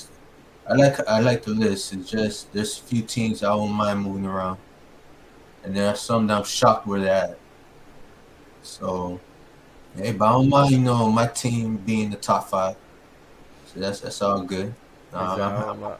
He said, I don't mind my team being top 5. Definitely got to respect that. But I appreciate you guys for all sticking around, man. We are hour and 30 minutes in right now, and we still rocking 21 viewers. Appreciate you guys. We just got done with the top 25. Hit that like button and subscribe if you haven't already. We're going to get into some giveaways, and we're going to get into some of these lists right now. We're going to start getting into more chop it up segments, more the draft talk. We got the little top 10 mock draft coming. We got some interesting things, man, and we're not done yet. So without further ado, top 5 user defensive linemen. Talk to me. Y'all see the list? Talk to me. This is my top 5 user defensive linemen. I got Keegan Meyer Jr. at number 1. 25 total tackles, 4 tackles for loss, 8.5 sacks. Keegan has still been doing his thing, picking up where he left off. He still looks like the clean-cut best defensive lineman in the RFL College Series this year. I don't think anybody can debate that. And he's just been doing this thing, man. He picked up right where he left off. Number 2, I got Aiden Freeman, West Virginia. I know some guys may say he took a step back, but 17 tackles, 2 tackles for loss, 4.5 sacks is still good in 7 weeks to me. He had 20 sacks last year, and I know you guys, want to see when is he going to boom, but he still hasn't really had a game with, like, a crazy multiple of sacks. So I still think we got a lot coming from Aiden, and for what he was able to do last year with 20 sacks, I don't think I can put anybody definitively in front of him right now. Number 3, we got Keno Thetford, 25 tackles, 6 tackles for loss, and 5 sacks. Keno, it was questions. I was asking you guys, is he still elite? What's up with Keno? He's in a new system. How y'all like him? But he's stepping up. He's doing this thing, if you ask me. 25 tackles matching Keegan. He actually has more tackles for loss than Keegan. He had more tackles for loss than Keegan last year. And he's right behind Keegan. He's 5 sacks in. He's 3.5 sacks behind Keegan.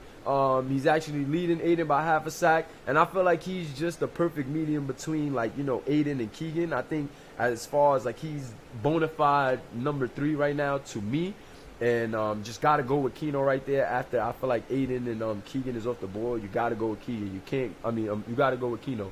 It's no better, I feel like, defensive lineman than Keno at that point. Number 4, we got J.J. Reed out of Bama, 22 tackles, 3 tackles for loss, and 7 sacks. Even though he has more sacks than the guys at 2 and 3, because they have another year of film, way more film than him, and they had exceptional seasons last year, I have to at least see if J.J. Reed is going to finish with an exceptional year, because he can go cold and start to show some inconsistencies that may worry me. So he still has some time, but I still had to give him 4, man. 22 tackles, 3 tackles for loss, 7 sacks is still very good from a defensive lineman right now. 7 weeks, 7 sacks, you cannot miss that. You know what I'm saying? Like, you got to go with that. You gotta love it. He actually played yesterday too, so I'm not sure if these stats were updated as far as yesterday, but this was as far as like last week went. And yeah, gotta go with J.J. Reed there. And then number 5, I got Alex Jackson, man. 19 total tackles out of Maryland with 8 sacks. 8 sacks. Even though this kid hasn't been doing much as far as tackles for loss, some of his tackles have just been right there at the mark for tackle for loss, maybe line of scrimmage, So, you got to take that with a grain of salt. And he has 8 sacks. So he's showing you he can get to the quarterback. He's not playing on a big-time defense where he got so many weapons with him that's helping him succeed.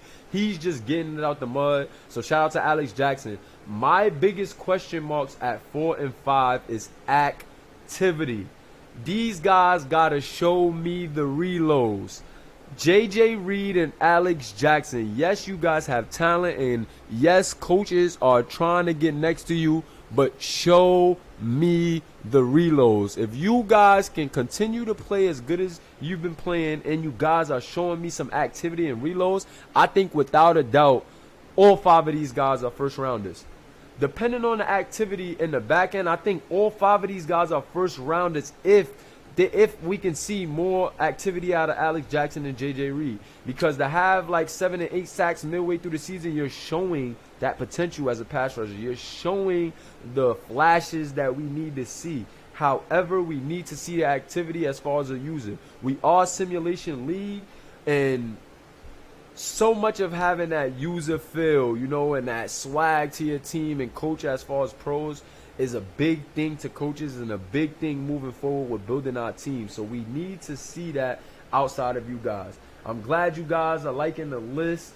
Rico Roche says great list.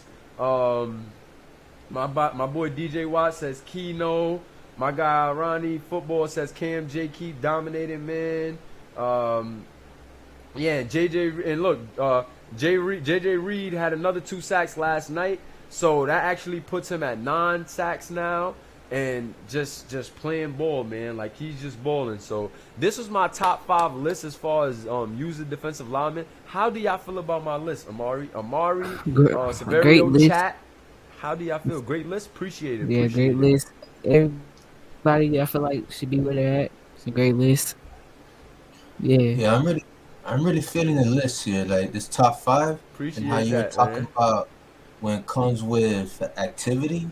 Yeah. I feel like every time, like, if you have a solid player that's dominated, and you're not staying active, you're basically just throwing everything away.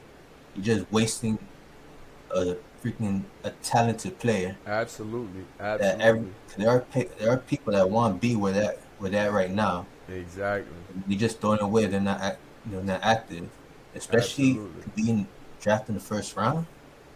That absolutely. that'll be great. That'd be great, and that's what I'm saying. These guys all have first round potential. I just need to see the activity. JJ Reed has been doing a good job. I've been seeing him in podcasts. You know what I'm saying? I've been seeing him here and there in the chat. I would like to see him a little more active, but I feel like he has shown potential to be one of those guys that can have the activity. However, Alex Jackson, I've seen him be active on podcasts as far as like he did as far as the interview with Mitchie, but I do still want to see him just in more places. I haven't seen him as much as I've seen JJ Reed, so I'm just being honest, man. I want to see you some more, and I think that the more we see you, that draft stock is going to shoot up, man. But I hope you guys like the list. Let me know how you guys feel about the list. My guy Euro Wimbush just checked in. My guy Michael Smith Jr. just checked in. Listen, man, I seen we had 30 viewers just now, man. Appreciate you guys. Hit that like button. Let's get this information out. Let's get these people tuning into these podcasts and seeing what the Relocation Football League has to bring, man. Appreciate you guys. Definitely got that giveaway still coming. Get your cash apps ready because we're going to get into that soon, man. And thanks for all the love. Appreciate you guys always, man. Hope you guys like the list. We going to get into linebackers right now. This is my top 5 linebackers. Hold on. 3, 2, 1. Let's go.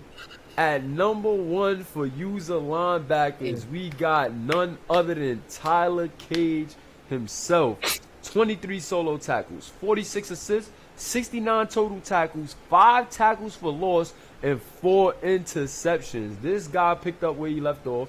He's still the best cover linebacker this year, and he's proven why. He could do some things in the run as well. You see 5 tackles for loss, and that's not going to count for, like I said, them close to the line of scrimmage, you know, them no game plays where they don't count as a tackle for loss, but, you know, he still met him there and made the play. I just got to go with Tyler Cage as my linebacker 1. If I'm being honest, man, I know he's not active, so that's the biggest knock.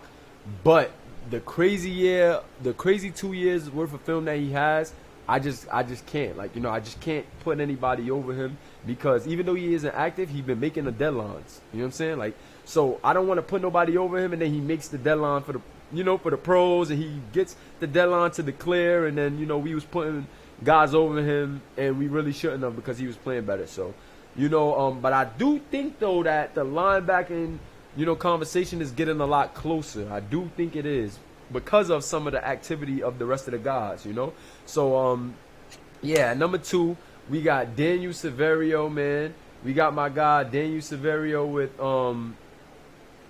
33 solo tackles, 26 assist tackles, 59 total tackles, 9 tackles for loss and 2 sacks, man. Daniel Severio showing you guys why he's number 2 on the list. Definitely been a general for that team, man, for a while and been doing this thing. 9 tackles for loss speaks for itself. Definitely could do some things in coverage, but he just works the middle of the field so well. Then he has that good speed to get to the quarterbacks. Like, you see this guy shoot through the middle, like, untouched so many times. I don't know if it's like a design blitz or sometimes he just knows, like, okay, there's nothing coming my way. I recognize this play. Let me just go get this quarterback real quick and end this play. That's what it looks like to me. And, like, you know, you just got to love it, man. Severio is doing his thing. Couldn't put him over Tyler Cage, but I couldn't put nobody else over him. You know what I'm saying? Like, and that's just how I felt, man. If I'm being honest, man. They're kind of tied. In my opinion, Severio number 1. Oh, my boy Amari said Severio number 1. We got it. I was going to go over them and ask you guys how you feeling, but I just wanted to get through it real quick. But I'm definitely going to ask you guys how you feeling. I'm going to check some of the comments and put some of the comments up as well. So make sure you guys are commenting about these lists and these topics so I can bring it up and we can chop it up too. But number 3, I got David Leathers, OSU, 22 solo tackles, 22 assist tackles, 44 in total, 6 tackles for loss. I got David Leathers here, man, at number 3 because although it was hard for me to put him over AMAC, only because it was like, you know what you get culture wise with a guy like A-Mac. You know what I'm saying? And you know, like, he can play inside linebacker, outside linebacker. However, David Leathers, for that talented team, to have that much talent around him on the defensive end, and he still makes the plays and still looks like the general at times over the middle, I had to just give him the edge over A-Mac. But if I'm looking from a draft perspective, I definitely got to go A-Mac because of the culture he brings. He brings that true leadership, and he brings that to the table. But I just couldn't I don't know. It was just too tough, man. It was tough. So I had to wind up giving it to David Leathers. But A-Mac is right there. A-Mac is right there. I really want to say that they're tied at third, but if I had to put one third and fourth, just for right now through 7 weeks, I would go David Leathers and A-Mac. You got A-Mac with 23 solo, 25 assists, 48 total. He has 3 tackles for loss and 1 interception. So that's where he kind of beats, David Leathers to the punch. But it's still, like, it's still up in the air. It was just tough. And I know, like I said, I know Alvin Mack has those reloads, and he's just such a leader. He has that personality and that swagger to him. So that made it hard, but I had to go there. And then at number 5, we got Dom Watts Jr. We got DJ Watts, man, out of UGA. This kid, if you watch the film on this guy's doing it all. Deonco Farrell is very good, but this kid just picked up right where Deonco Farrell left off last year, coming and taking a spot from him. 37 solo tackles, 39 assist tackles, 76 in total, 3 tackles for loss, and 3 interceptions. The bots are back. Golly. Lord, the bots are back, man. This is crazy, man. We really made it. I appreciate you guys. We're going to keep it going. DJ Watts, like I said, though, he's been doing some things, man. The film has been excellent. 76 total tackles, 3 tackles for loss, 3 interceptions for this Georgia team. Are you kidding me? This team is stacked with defensive talent, and he's doing this. This team is stacked with first-round talent as far as CC, Keno goes, and who knows, even Braylon. And this guy is putting up these type of numbers. You cannot beat these type of numbers, but hashtag bots, these guys is back. But yeah, man, you definitely can't beat these numbers, man. And I had to put him at 5. The only knock on him is, like I'm going to say, show me the reloads. DJ Watts, show me the reloads. I gotta see what's up with the reloads, my man, because the activity is the key. Like, I don't want to say you're not active, because I seen you here and there, but you gotta start making a name for yourself. Your stats are talking more than you. And of course, coaches and players, you want to have a good balance of talking in your stats, but your stats shouldn't be talking more than you, my man. Like, you're having a great season. These coaches want to be confident that you're going to be here and that you're going to be an active guy, that you're going to grind the reloads, that you're going to be at the games, that you're going to bring some type of culture to the team. And with the swagger that your player has on the field, we just want to see you match some of that off the field, man. But I definitely think that you're a great player and got a great future ahead of you. I think if you get active and you continue to do what you've been doing, you could slide into a late first round pick, man. But I think the activity would maybe push you to maybe second round. But I definitely think that you have some talent, man. I definitely think you got something, and I just want to see you. I just want to see you really do it, man. I want to see you talk. I want to see you, make some content, because you're here, man. Like he said, I had 1,400 and try to buy something, lost them all. Okay. Well, grind and get them back. You got more than enough time. Make sure you tune into the BoomCast so you can start winning some of this cash prizes, man. Mistake me if I'm wrong, guys. Correct me if I'm wrong, guys. It's $5 a month for the Patreon, right? Yeah. And how many reloads do you get? $5, and then there's $10. All right. How many do you get for the $5? 4,200. You get 4,200 for the $5. For the $10, how much do you get? That's basically like coaches. It's the same. It's the same thing. So okay, so that's how we gonna do it with the giveaways, man. I'm giving away them $5 so y'all can have the Patreon. There should be no excuse. I know $5 ain't all that, but that's that's enough reloads, man. That's a month of reloads as well as the reloads that you can get to your game. So we definitely gonna do them $5 giveaways to help y'all get them months in. So as long as you tune in to BoomCast Live, man, we're gonna have somebody with a Patreon package every episode. By every episode, somebody's leaving here with a Patreon package for the month. So make sure you tune in and we get the spinner going, and maybe you could get multiple months. You feel me? If you tune in and watch, you could get multiple months.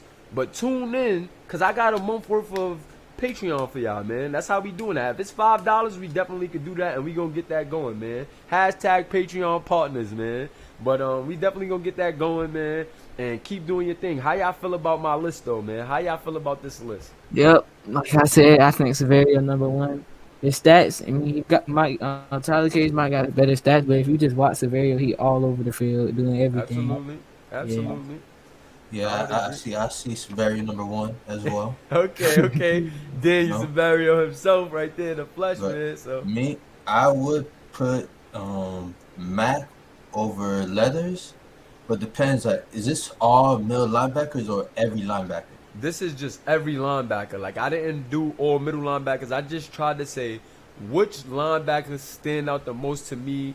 And if I had to make a top 5 list, who stood out the most to me this year out of the users, and this is what I came up with as far as linebackers as a whole. I see. I'll have Mac on 3 instead of 4. Okay. But since Leather has more, because he has more like on coverage. He's a coverage linebacker, so of course, he's gonna be, he's gonna have him there. When it comes to coverage, the top linebackers I see is Cage and Leathers. Absolutely, and that's why I was like, I don't know, it was tough for me between AMAC and Leathers, but I like Leathers so much in coverage, and because he has more tackle for loss as well, was like, I gotta go there. And the guys are telling me that he's active, but he's just more of a team-based guy, so I didn't want to just throw AMAC on top of him just because AMAC, because I'm cooler with AMAC, and because, AMAC is more of a community guy, because if Leathers is active as the Ohio State guys are saying, when he get on a pro team, he's going to be able to help them. You know what I'm saying? Because as long as he's active in the locker room is all that matters. And everybody doesn't have to be an alpha personality as far as the digital stuff goes. Some people want to be a little more conservative, but let they play talk. But just as long as you're active for the coach, I feel like of course. But that's when you're in the RFL. Right now, we're not in the RFL. We're in college. Exactly. So you got to. So we have to be active in the community, not in our locker rooms. Absolutely. Then coach ain't gonna know who we are. Absolutely, I completely agree, and that's why I'm at these boys, man. David Leathers, man, get active in the community.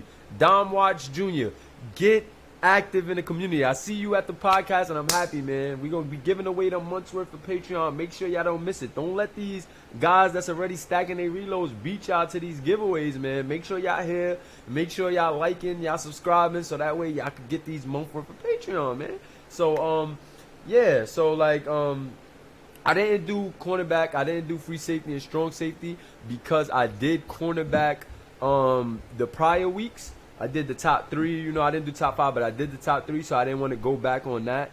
And I want to leave safeties for next week because I want to always kind of have like a top user, but I don't want to do the same top user each week. Like, I don't want to do QBs every week. I don't want to do wide receivers every week, halfbacks every week. I want to give myself room so that way each week the episode, I could do like, let 2 weeks go by, go back to quarterback. Let 2-3 weeks go by, go to running back, go to receiver. I want to be able to interchange each thing, and like, so we're going to get into all topics before the college series is over. Don't worry, we're going to get into all users leading up to the draft. We're going to have a lot of draft talk today. We almost already 2 hours in. If you haven't already, hit that like button, subscribe, drop a comment. Appreciate the love. Thanks for still rocking with us. We 26 viewers strong, hour and 48 deep, man. Let's keep it rolling. Next is the mock draft. How y'all liking this list? Do y'all want to go to the mock now, or y'all still want to talk about this list? Talk to me. Let me know what's up. I think I'm really ready to go to the mock, but this is a good list, though. Yeah, it's a good list. But like I said, Severio number one. Yeah, like you said. I'm down to go to mock, but let me just absorb all this right now. Just looking at this, just look at the top 5. Where I'm at, where everyone else. Definitely. Just swap number 1 and 2. That's it. Just swap. But you like everything else? Because you a Yeah. linebacker, so I definitely want your opinion on this. How is my I'm a scout. How is my scout and my analysis looking as far as you? Like, if I was a scout, what my grade would be? Or am I accurate scout, or, you know? No, you're pretty accurate. And ties in how you're talking about with Alvin Mack and Leathers, depending what type of linebacker you want. Exactly. Don't forget how with Leathers, he's a middle linebacker.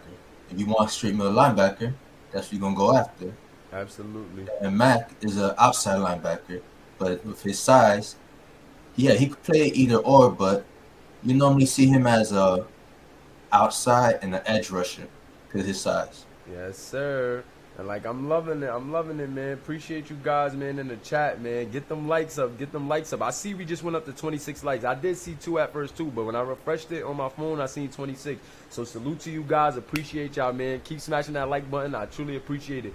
But without further ado, man, it's looking like hashtag mock talk, man. It's looking like mock talk is next. So y'all ready for that? Y'all ready? Let's go. Let me know if y'all ready, man.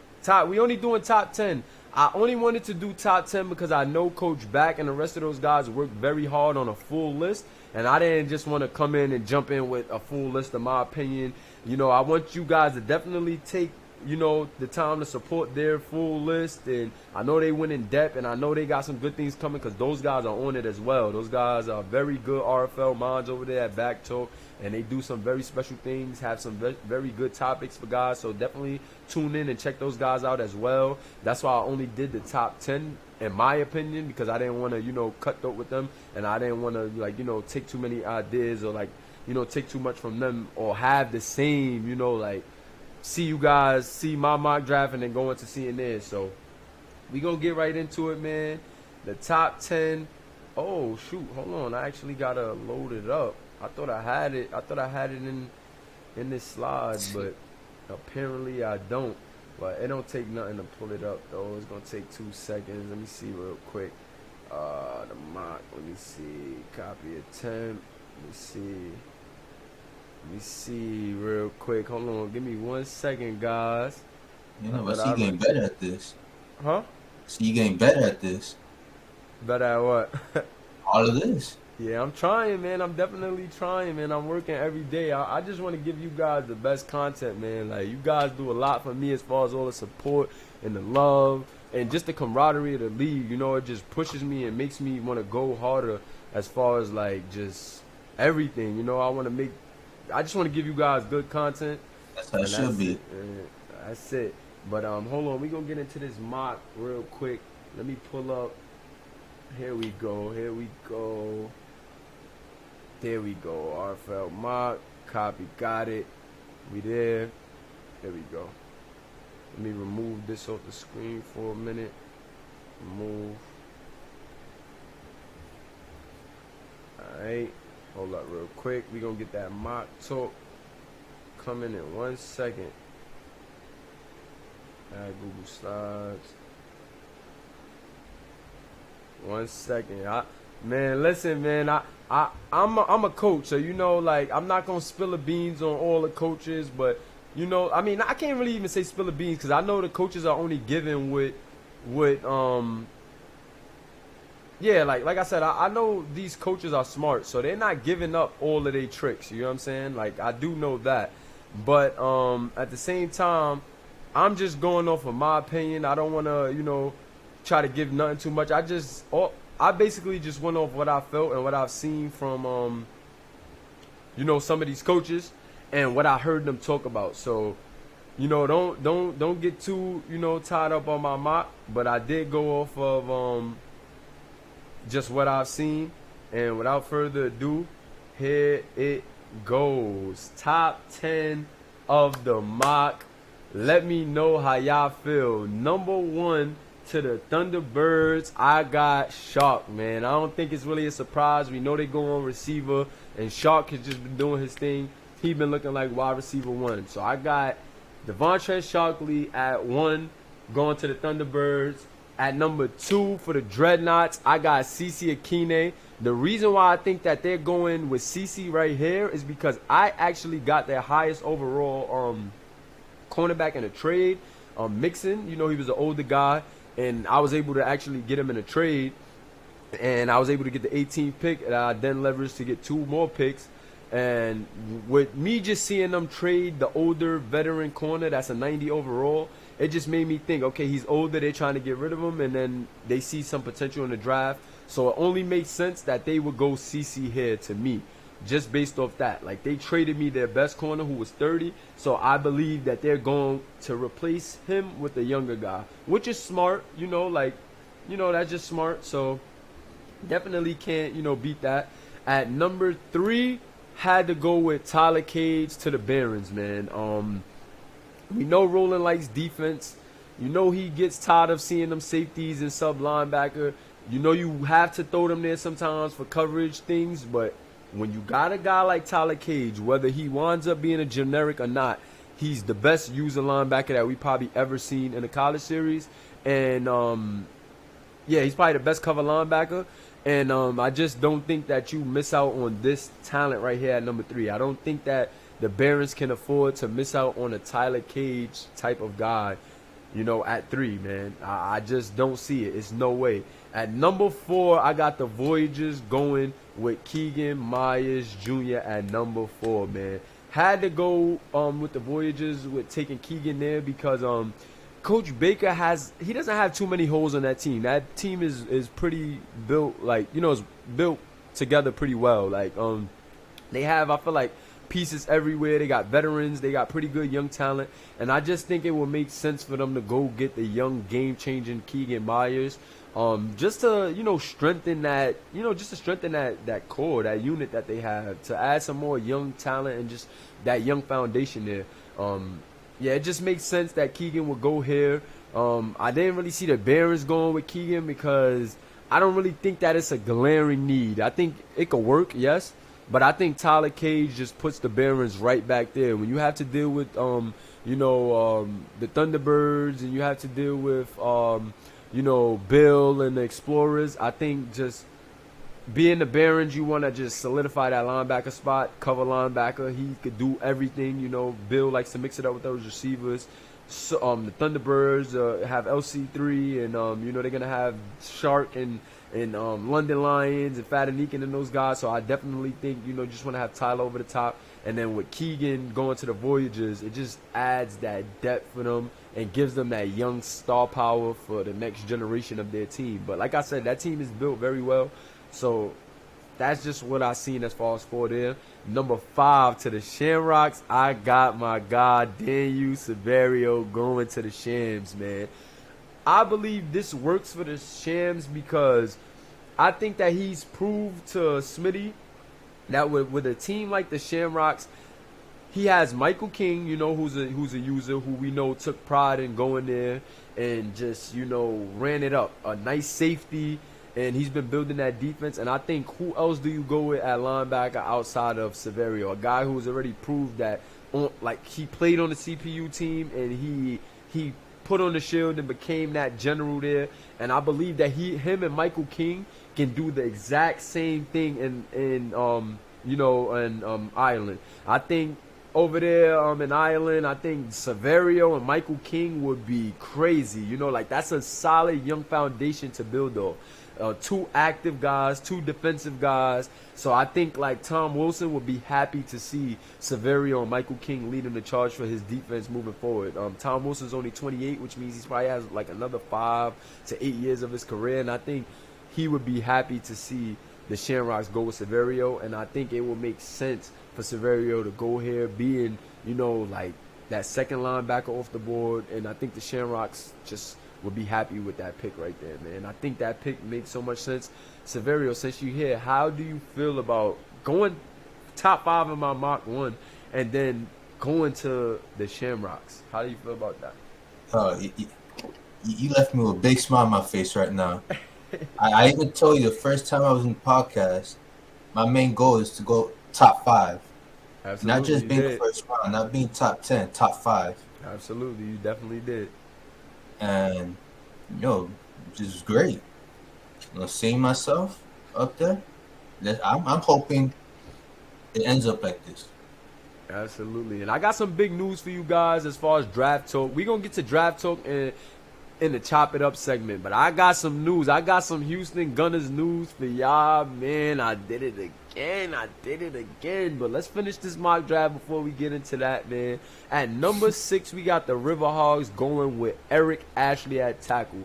The Riverhogs are another team that I feel like have the pieces to get over the hump. They have a lot of pieces in a lot of places, but I feel like they've been working on that line, and they're missing a tackle. They're missing a tackle. Who other than Eric Ashley to go get early? This guy brings culture to your team. He brings activity, and he brings leadership, man. So he's part of that Baylor Brotherhood, and he's performed. Like, we've seen him, what he do in the run game. We've seen what he do in the passing game. And it just only makes sense right here at 6 for the Riverhogs to go. Yeah, they got Connor Hawk. Exactly, they got Connor Hawk. And now, can you think about a team with Connor Hawk and EA? I'm saying the future is bright with Jake McBride. You get what I'm saying? Like, come on, bro, come on. It's like I see it. I just see it, man. Like, definitely see EA going there, man. Hashtag block party. Hashtag Baylor Bears, man. And yeah, like that's just what I see so far, man. And number 7, it only makes sense to me too. What you was about to say, Severia? No, I'm like seeing Eric Ashley going to Riverhogs at pick 6. Yeah, I see that happening. That's what I'm saying. That'll I see that happening. Impact in that O-line. Definitely be an impact. Connor Hawk, EA. Then you got Jake McBride leading the show. He's gonna just get better. Definitely want to see them probably make some moves in the wide receiving corps, but for what they have already right now should be serviceable once you're working on that line. You get what I'm saying? You know they got a good running back already. So, like, yeah, I definitely see, man, Riverhogs going with EA and solidifying that. There's tons of wide receivers to pick in this draft. Absolutely. A lot. So absolutely. You can't go wrong with neither one. Absolutely, man. And then number 7 to the Huskies, man. I know a lot of people, were leaning towards Monty Wyatt early on. However, I think we've gotten to a point where Miles McCain has without a doubt passed Monty Wyatt, if you ask me. Like, I think Miles McCain has passed Monty Wyatt. I think they're close still, but I think that Miles McCain is the number 1 user quarterback. And if I'm Smitty with the Huskies, they have they signed a quarterback, I'm blanking on the name right now. Sorry, I'm blanking on the name. But they just signed a quarterback. Somebody put the name down. They just signed a veteran. They just signed a veteran quarterback. It's gonna hit me. I don't know why I'm blanking right now, but yes, they just signed a veteran quarterback. And Wolf, right? Yeah, Wolf. They just signed Holden Wolf. There it goes. I was blanking on Holden Wolf, but they just signed Holden Wolf. But Holden Wolf probably has 1 more year left. 2 the most, depending on how he play. He don't have long left. So I think if I'm Smitty, I'm going with Miles McCain there to develop behind the Holden Wolf. We know Miles is active. We know Miles has a ton of reloads. He's playing. He having a big year. I think you put him over there on the Huskies, man. Holden Wolf would be a great mentor too.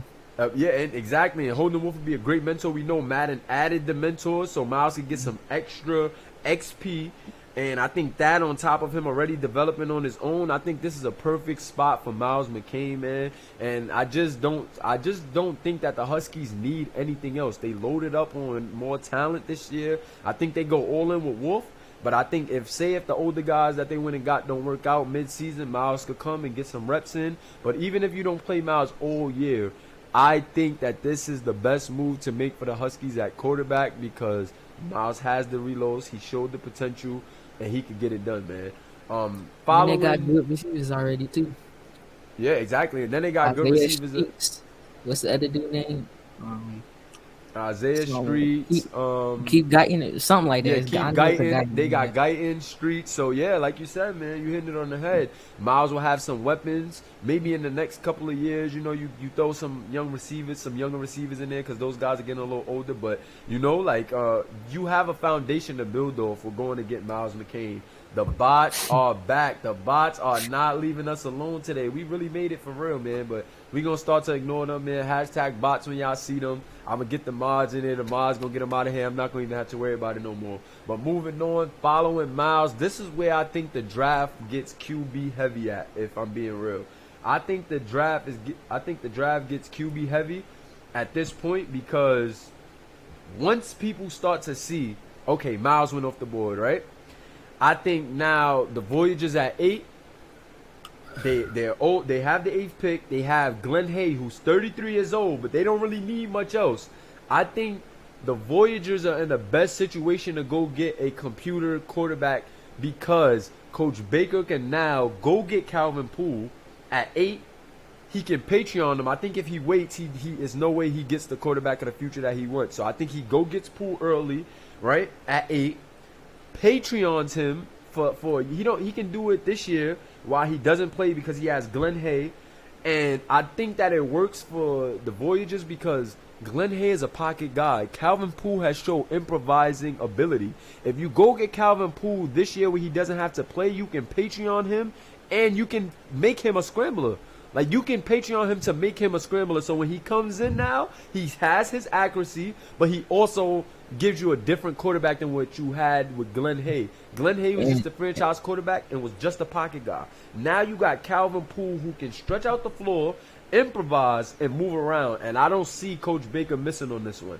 I honestly do not see Coach Baker missing on Calvin Poole, a quarterback who can really change the game for him after Glenn Hay leaves. If he's already frustrated with a pocket, hold on one second, Mark. If he's already frustrated with a pocket quarterback, now he can move around where he doesn't have to make him a scrambler. He can make him an improviser. If he want to make him a scrambler, he can build him there. If he want to keep him as a pocket guy, he can keep the system that he had with Glenn Hay, and Calvin Poole still works perfectly. But I just really think that, the Voyagers go Calvin Poole. And what was you about to say, Amari? I said Glenn Hay would be a great mentor to a quarterback like Calvin Poole. Exactly. And that's my exact thinking. And I think if he waits any longer, you see guys talking about the minors. That's why I feel like coaches, once that first quarterback goes off the board with 7, I think this 7, 8, and 9 will all be quarterbacks because now the pressure is on. It's like, oh my God, I might not be able to get my guy second round like I thought, Like Miles went, Poole went. Okay, now I can't chance somebody getting Monty. You get what I'm saying? Now the Dillos cannot risk somebody getting Monty at 9.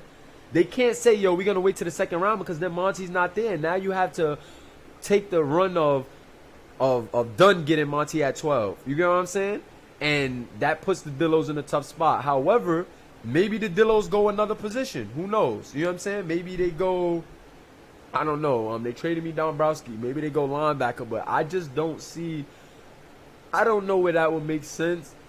I think they just need to do something with that offense, if I'm being honest. They let that running back go. They let that running back go to Brooklyn. They still got David Jones. But I just think that I don't think Chumlee is the answer for the Dillos, if I'm being honest.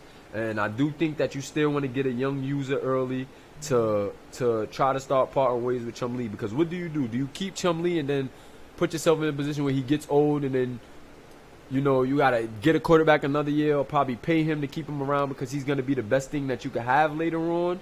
I just don't see the Dillos doing that. I see the Dillos going and getting a Monty and starting their franchise off. David Jones, Monty Wyatt on the Dillos. You build some more around them. I think they have another first-round pick that they got from me unless they traded it away. And I think that this is where you start. I think the Dillos definitely go Monty here. I would be shocked to see them go Taj, but I definitely think they go Monty and possibly Taj. Then at 10, you got me, yours truly. I got to take Aiden Freeman, man. We need pass rushing. We need pass rushing, man. We need a pass rusher. And, if I'm being honest, I need a pass rusher. So I got to go Aiden Freeman. I also need a linebacker as well. But I just think that, like I said, the top linebackers that I will be looking at will be going by then. And I think maybe I'll be able to get them with my later round picks. Maybe I have 30 and 31, so I think maybe I could get, some decent linebackers right there. Two guys maybe that could fill in and do some things. So definitely got to go Aiden Freeman there. The kid had 20 sacks. I was debating maybe between him and Keno, but I think even Keno would be later. Like, I think Keno would be more of a late round first. And I just don't think that I can allow Aiden to slip past 10. I think he may be more so a true 13, 12, but for the position that I'm in, I need him at this 10. I think that I definitely can't risk it. Yeah, can't risk it. I don't need a linebacker at 10 yet because I have Dombrowski, Reggie Craig. So, I'm trying some things where I'm moving them around, but I just think Aiden Freeman is a sure shot as far as a pass rusher goes for me. And I just think that this is a solid top 10 moving forward. This will be my first version of my top 10. Depending on how things change in the season, I may switch it around, but I'm pretty confident in this top 10 right now. How do you guys, Amari and Severio, feel about my top 10? What do y'all think would change, and what do y'all think maybe I missed the mark at? I feel like it's a good top 10. Might be different people in the future, but yeah, other than that, it looks like a decent top 10. Okay, I was just surprised once I saw McCain go to Huskies. You were surprised when McCain going to the But Huskies? So I feel like that'd be a good fit for him, though. yeah, I think it definitely would be a good fit as well. So But Severio going to the Shamrocks, they making the defense younger. And he'll be a great leader for the Shamrocks too. Exactly. Especially with Mike Team. I don't mind going over there. I'll get my passport, draw my things together. Definitely get that passport, man. Yo, I appreciate the love, man. 25 viewers strong, and we 2 hours and 10 minutes in. This is actually the last topic I had. This was part of Chop It Up. So this is mock talk. We can start talking about this. How do you guys feel about the list, man? The mock. How do you guys feel about my top 10 mock? How do you guys feel about my list as far as top defensive linemen and top linebackers? If you want me to go back, let me know in the chat. But this is the Chop It Up segment, man, where we just gonna chop it up now and just talk about some things, man. Chop it up. I keep the graphics up so that way I can switch between them. But so I also agree, Deshaun Evans. Mac definitely could slip somewhere in there. I would completely agree. I was debating Aiden on Mac at 10, to be honest, for me.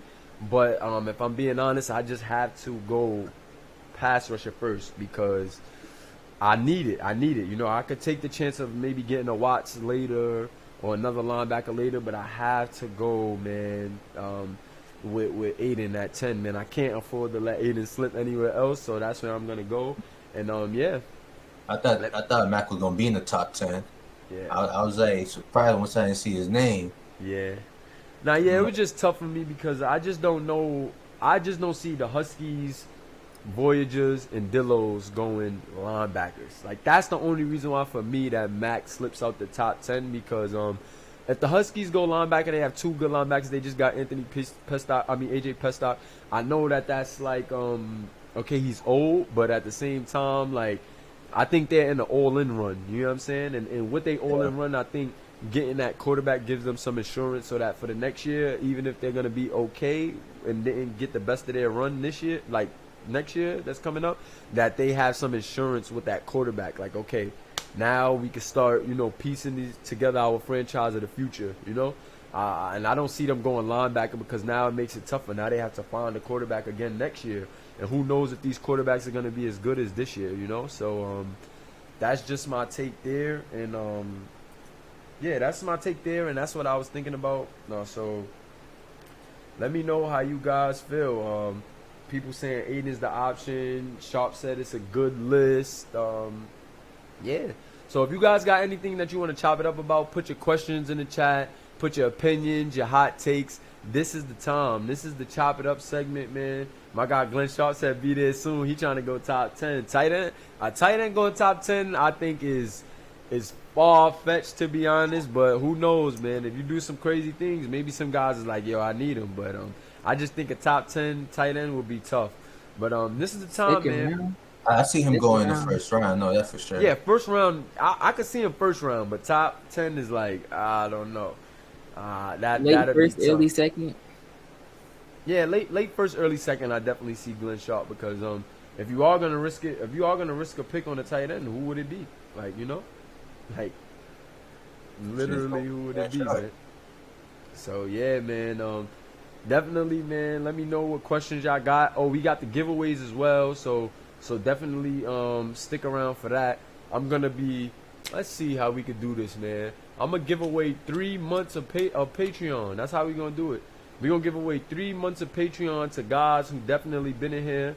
Let me actually find like a fidgety spinning app. You know what I'm saying? Let me see like what do I put in, man? What can I put in for like an app that'll help me put the names in? What could I put in, Amari? I know you probably know.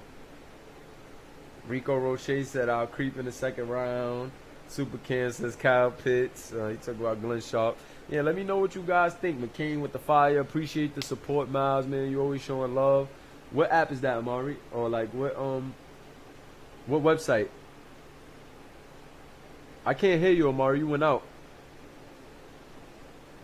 You're mute. You're mute now. My fault. Yeah. Muted. Oh yeah. Willofnames.com. I mean, I could do it if you want me to.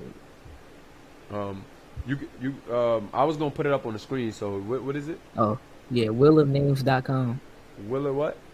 Will of names. Will of names. Okay. .com. Will of names. Of names. .com. Okay, cool. Will of names. There we go. Random name picker. Got it. There we go. This is what I like. See, this is what I like. Gotta have my boy Amari in the spot with me, cause he knows what he's doing, man. Okay, willofnames.com. Okay, here we go. So yeah, Will of Names. Here we go. I'm gonna try to get this on its own tab real quick, so I can see everything. Am I freezing? Am I freezing, guys, when I go to the Will of Names? Not just a little. Mm-hmm. Okay, as long as it's not that bad, I ain't tripping over. We just gotta get this done for sure. So okay, Will of Names. Let me see. I got the thing up right now. Let me throw up this right here. Definitely got Tyler Cage at 3, man. I just don't see. I mean, anybody that needs a linebacker, whether he's a generic or a user, I don't think that you let that type of talent go by, if I'm being honest. So that was my only thing there. And then hold up, let me get this share screen going right here. And let me get this going real quick, so I could. How many winners you doing? One? I'm gonna do 3. So I gotta choose 3 names. You feel me? Yeah, I'm gonna do 3. Right, so yeah, I'm gonna do 3 so it could show 3 names.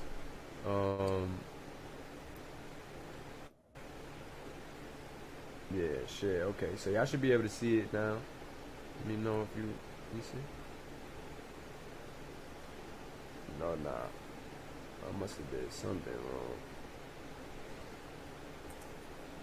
Hold up. Okay, cool. Hold up. Allow apps. Okay. Hold up, y'all. Let me see real quick.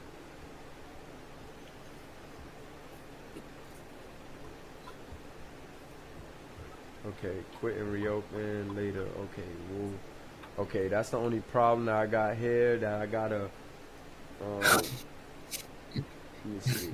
I gotta quit. I might have to quit out the thing for it to show. I'm trying to see if I could get it up, but I think I might have to quit. I might have to leave the show real quick and come back. So y'all guys might have to hold it down for me until I come back. So let me try it one more time. But it did tell me I might have to quit out. So if I quit out real quick, y'all just hold it down, chop it up with them for a minute. Check the questions and stuff, and then I'll be right back. Let me see. Shit, are there any questions? Oh, all right. So we got it. Here we go. Oh, we good. Yeah. What's the wheel for? It's the giveaway. giveaway. All right. So cool. This is the giveaway, guys. This is the giveaway right here, y'all. So I'm really just gonna start over all the names that I see in here. Let me go. Miles. Did that make a different one when I did that space? Is Miles by himself? Yeah. You Okay, should CC. probably delete all them names or something. Yeah, I'm gonna delete all the names real quick. So we Um, got Miles, CC, Mayberry, EA, Mayberry. Mulberry, right? Yeah, Marbury, Let me know Killian, what other names y'all see. Bane, Killian. We got uh, Cam, Cam.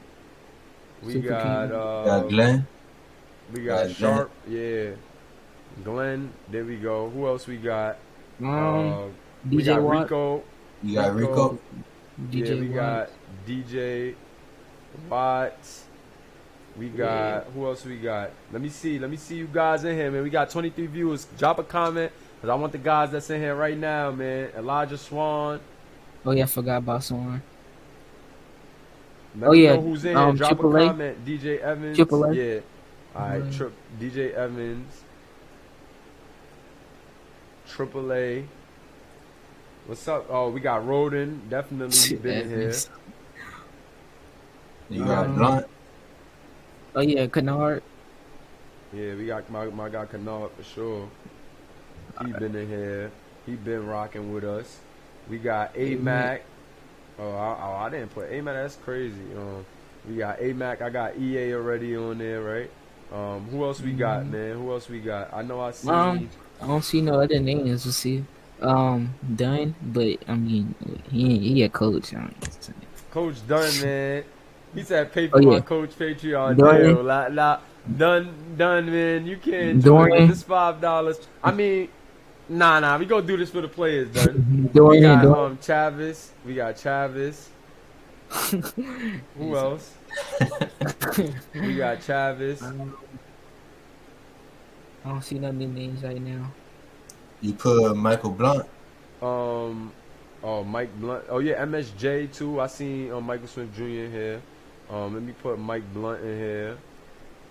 Mike Blunt. Okay. I know I seen Hodge in here. Who else? Yo, Q-Pop is funny. Q-Pop, yeah. I seen Q-Pop. CP. CP25. Who else we had in here, man? JJ Reed. I seen him in here for sure. Let me know if you guys see other names. You guys in the chat too, help me out. What names have you seen, man? Faded Red. Who is Faded Red? That's maybe good. Oh, okay. You added him already. Yeah, I added him. Okay. Crisscross. We got AAA. Oh, Taj. Okay. Taj. Who else? Euro was in here. Oh, Euro was in here. Yup, Euro was in here. Who else we got? Econ was in here. Omari and Severio. Yeah, let me throw y'all in there. Pecan. Y'all players, man. Y'all deserve it too. Pecan. Oh yeah, Pecan. Definitely can't forget my guy Pecan. Okay. Ronnie. Forgot about Ronnie. Ronnie Football. Yeah, Ronnie Football. It's gonna be hard to win all these names. Yeah, but that's how I like it though, man. It's supposed to be. This is all the guys that support too. If I'm being honest, like these guys are the guys that always support, man. So even though the chances gonna be slim, man, I gotta keep it this way because I gotta show love to the ones who show love to me. You feel me? That's just how I go. But always got a 3.6% chance of winning. Who else, y'all? Who else, guys? Let me know because before I don't want no last minute guys, man. I got Pecan. I think that's it.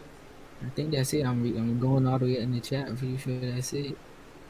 I bet. So see. I mean Kobe. You got him. Kobe. Yeah, I didn't put Kobe. That's my That's my god too. I don't put Kobe.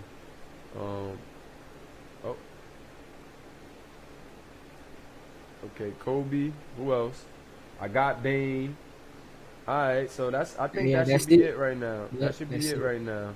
The rest of the guys, man, next time they be here. I know some other guys that's active that pull up, but you know they wasn't here today, so I'm gonna just be fair. It's already a lot of names and the guys that was here. Like I said, we're gonna do this every week, so I'm gonna give away at least a month every week. At least a month every week. So without further ado, man, let's get the first one going. The first Patreon month goes to. Let's see. Man. Let's see. Triple My God. Triple A. Triple A. My God, Triple A. Triple A. I bet. So look, man, Triple A, get with me, man. Hit me in the Discord. Send me a Cash App. I got $5 coming your way. You can spend it on whatever, but I prefer you do your $5 Patreon, man. That's what I'm doing this for, so you guys can have a month of Patreon, man. But you can do whatever you want with it. Congratulations, AAA. You was the first one, man. Oh, congrats. So don't forget to remove his name. Yeah, I'm about to say, let me get AAA out of here now. Let me get AAA up out of here. And let's see who gets the second one, man. See who get the second one. Congrats to my guy AAA, man. My guy definitely deserve it, man. Let's get this months going. Season 2. Let's get these months going, man. Appreciate you, Bane, man. I'm just trying to do all I can to get back to the guys. AAA, get with me. Send me a Cash App. I'm sending it tonight. I'm sending it ASAP, like ASAP. So, yeah, get with me. Let's go, y'all. Let's see who the second guy is. 1, 2, 3. Let's go. The second month goes to none other than CP25. Yeah, wow, that was close. That's crazy. Shout out to my guy CP. I gotta get with him. Gotta send my guy his $5. He got a free month off of me. I actually got the idea from CP as well. He was talking about doing the same thing on his podcast. So shout out to CP. You feel me? My guy got a month coming his way. He a pro too, so you know, maybe if he feeling generous, he'll just send it right back to one of you guys. But still got to shout out to my guy CP. He deserve it. He a league first guy, always active. He actually was one of my first guests on the show, and he's always showing love. So big shout out to my guy CP, man. My guy CP got that cash on the way. So hey, here we go. Don't forget. Oh yeah, let me remove that boy. Good thing I got my boy Mari. My boy Mari be on top of stuff. That's why I like my guy. My guy keep me on my toes, man. But there we go, the last one. We doing this every week though, fellas. So don't feel no way if you don't win. You know, we gonna do this every week. Just make sure you here, tuned into the BoomCast Live, like and subscribe. I appreciate you guys for chopping it up with us, doing this whole show. We about to be 2 hours and 30 minutes, man. To crybaby tendencies, but Hat, you can step your game up. You'll win the natty, yo. Chris Dunn is always going crazy on y'all in the chat. Gotta love Coach Dunn's energy, man.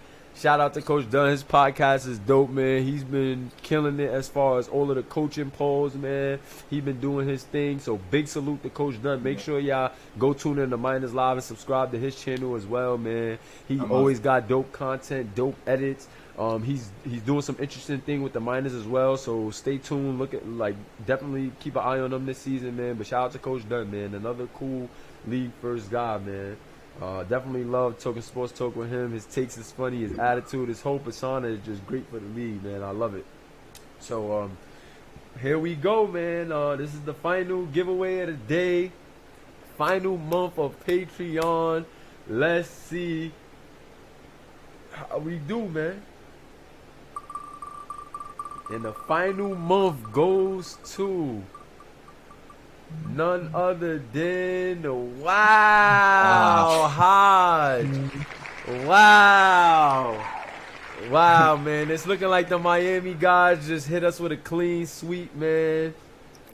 Miami guys came and got it done, man. Let me see some trees. If you got some guys still in there, let me see some Miami trees, man. Them guys came and they robbed me. I think it's a robbery. I think I just got robbed by Miami, man. CP1 and Hodge. Shout out to those guys. Those are league first guys, man. Those guys always showing love.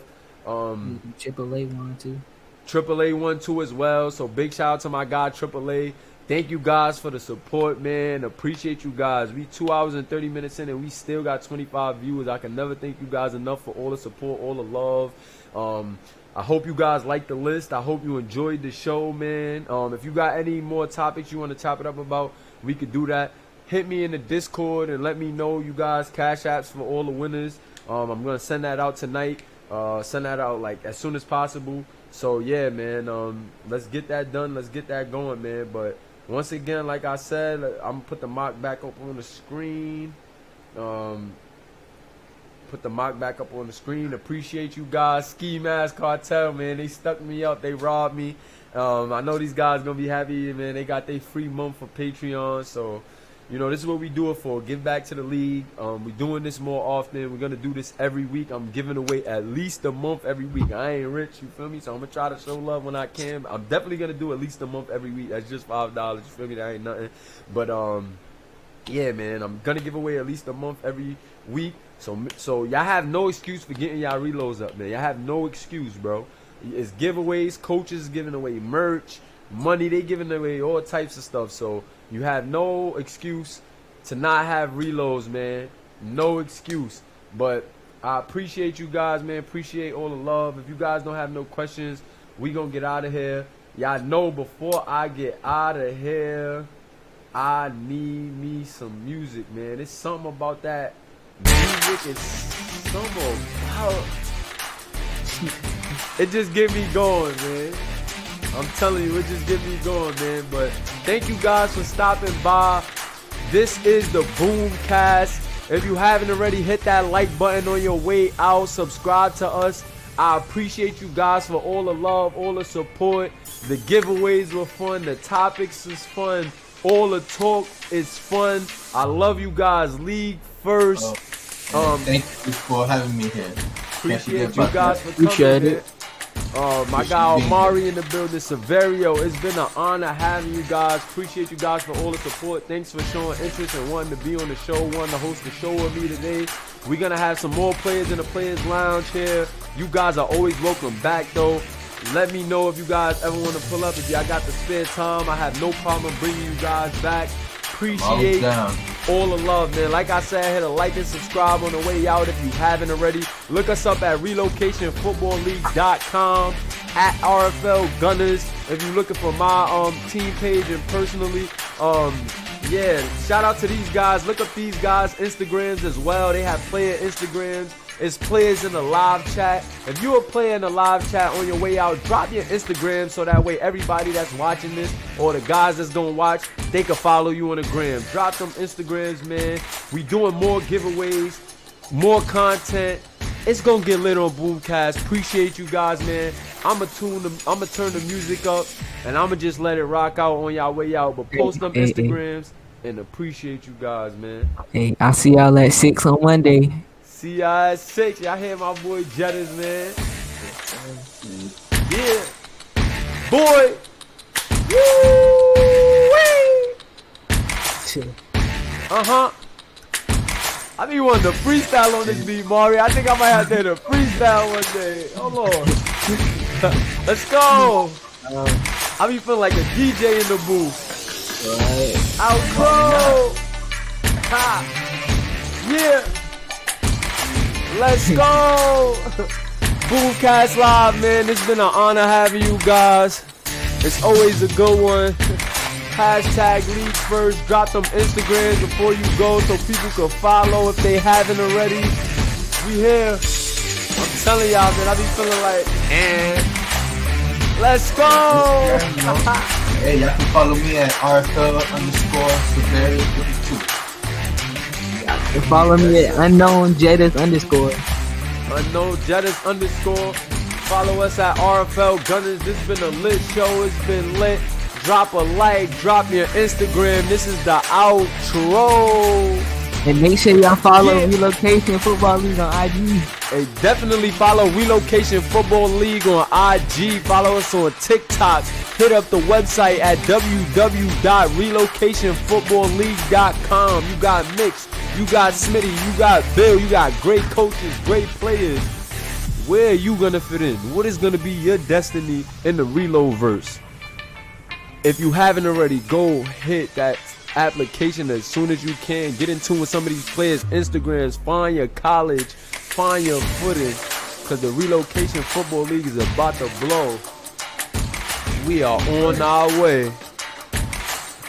Let's go! Yeah! Shout out to you guys, man. We still 14 viewers strong, man. I want everybody to leave before I end the show. I want everybody to leave or rock out with me. Yeah. Yeah. Drop them IGs. Keep dropping them IGs on your way out. League first. College Series 4. Season 8 draft coming soon. The best time to be around the league. The best time to be around the league. See BZ on the content. Woo! The new era finna start. The new era finna start. Yeah.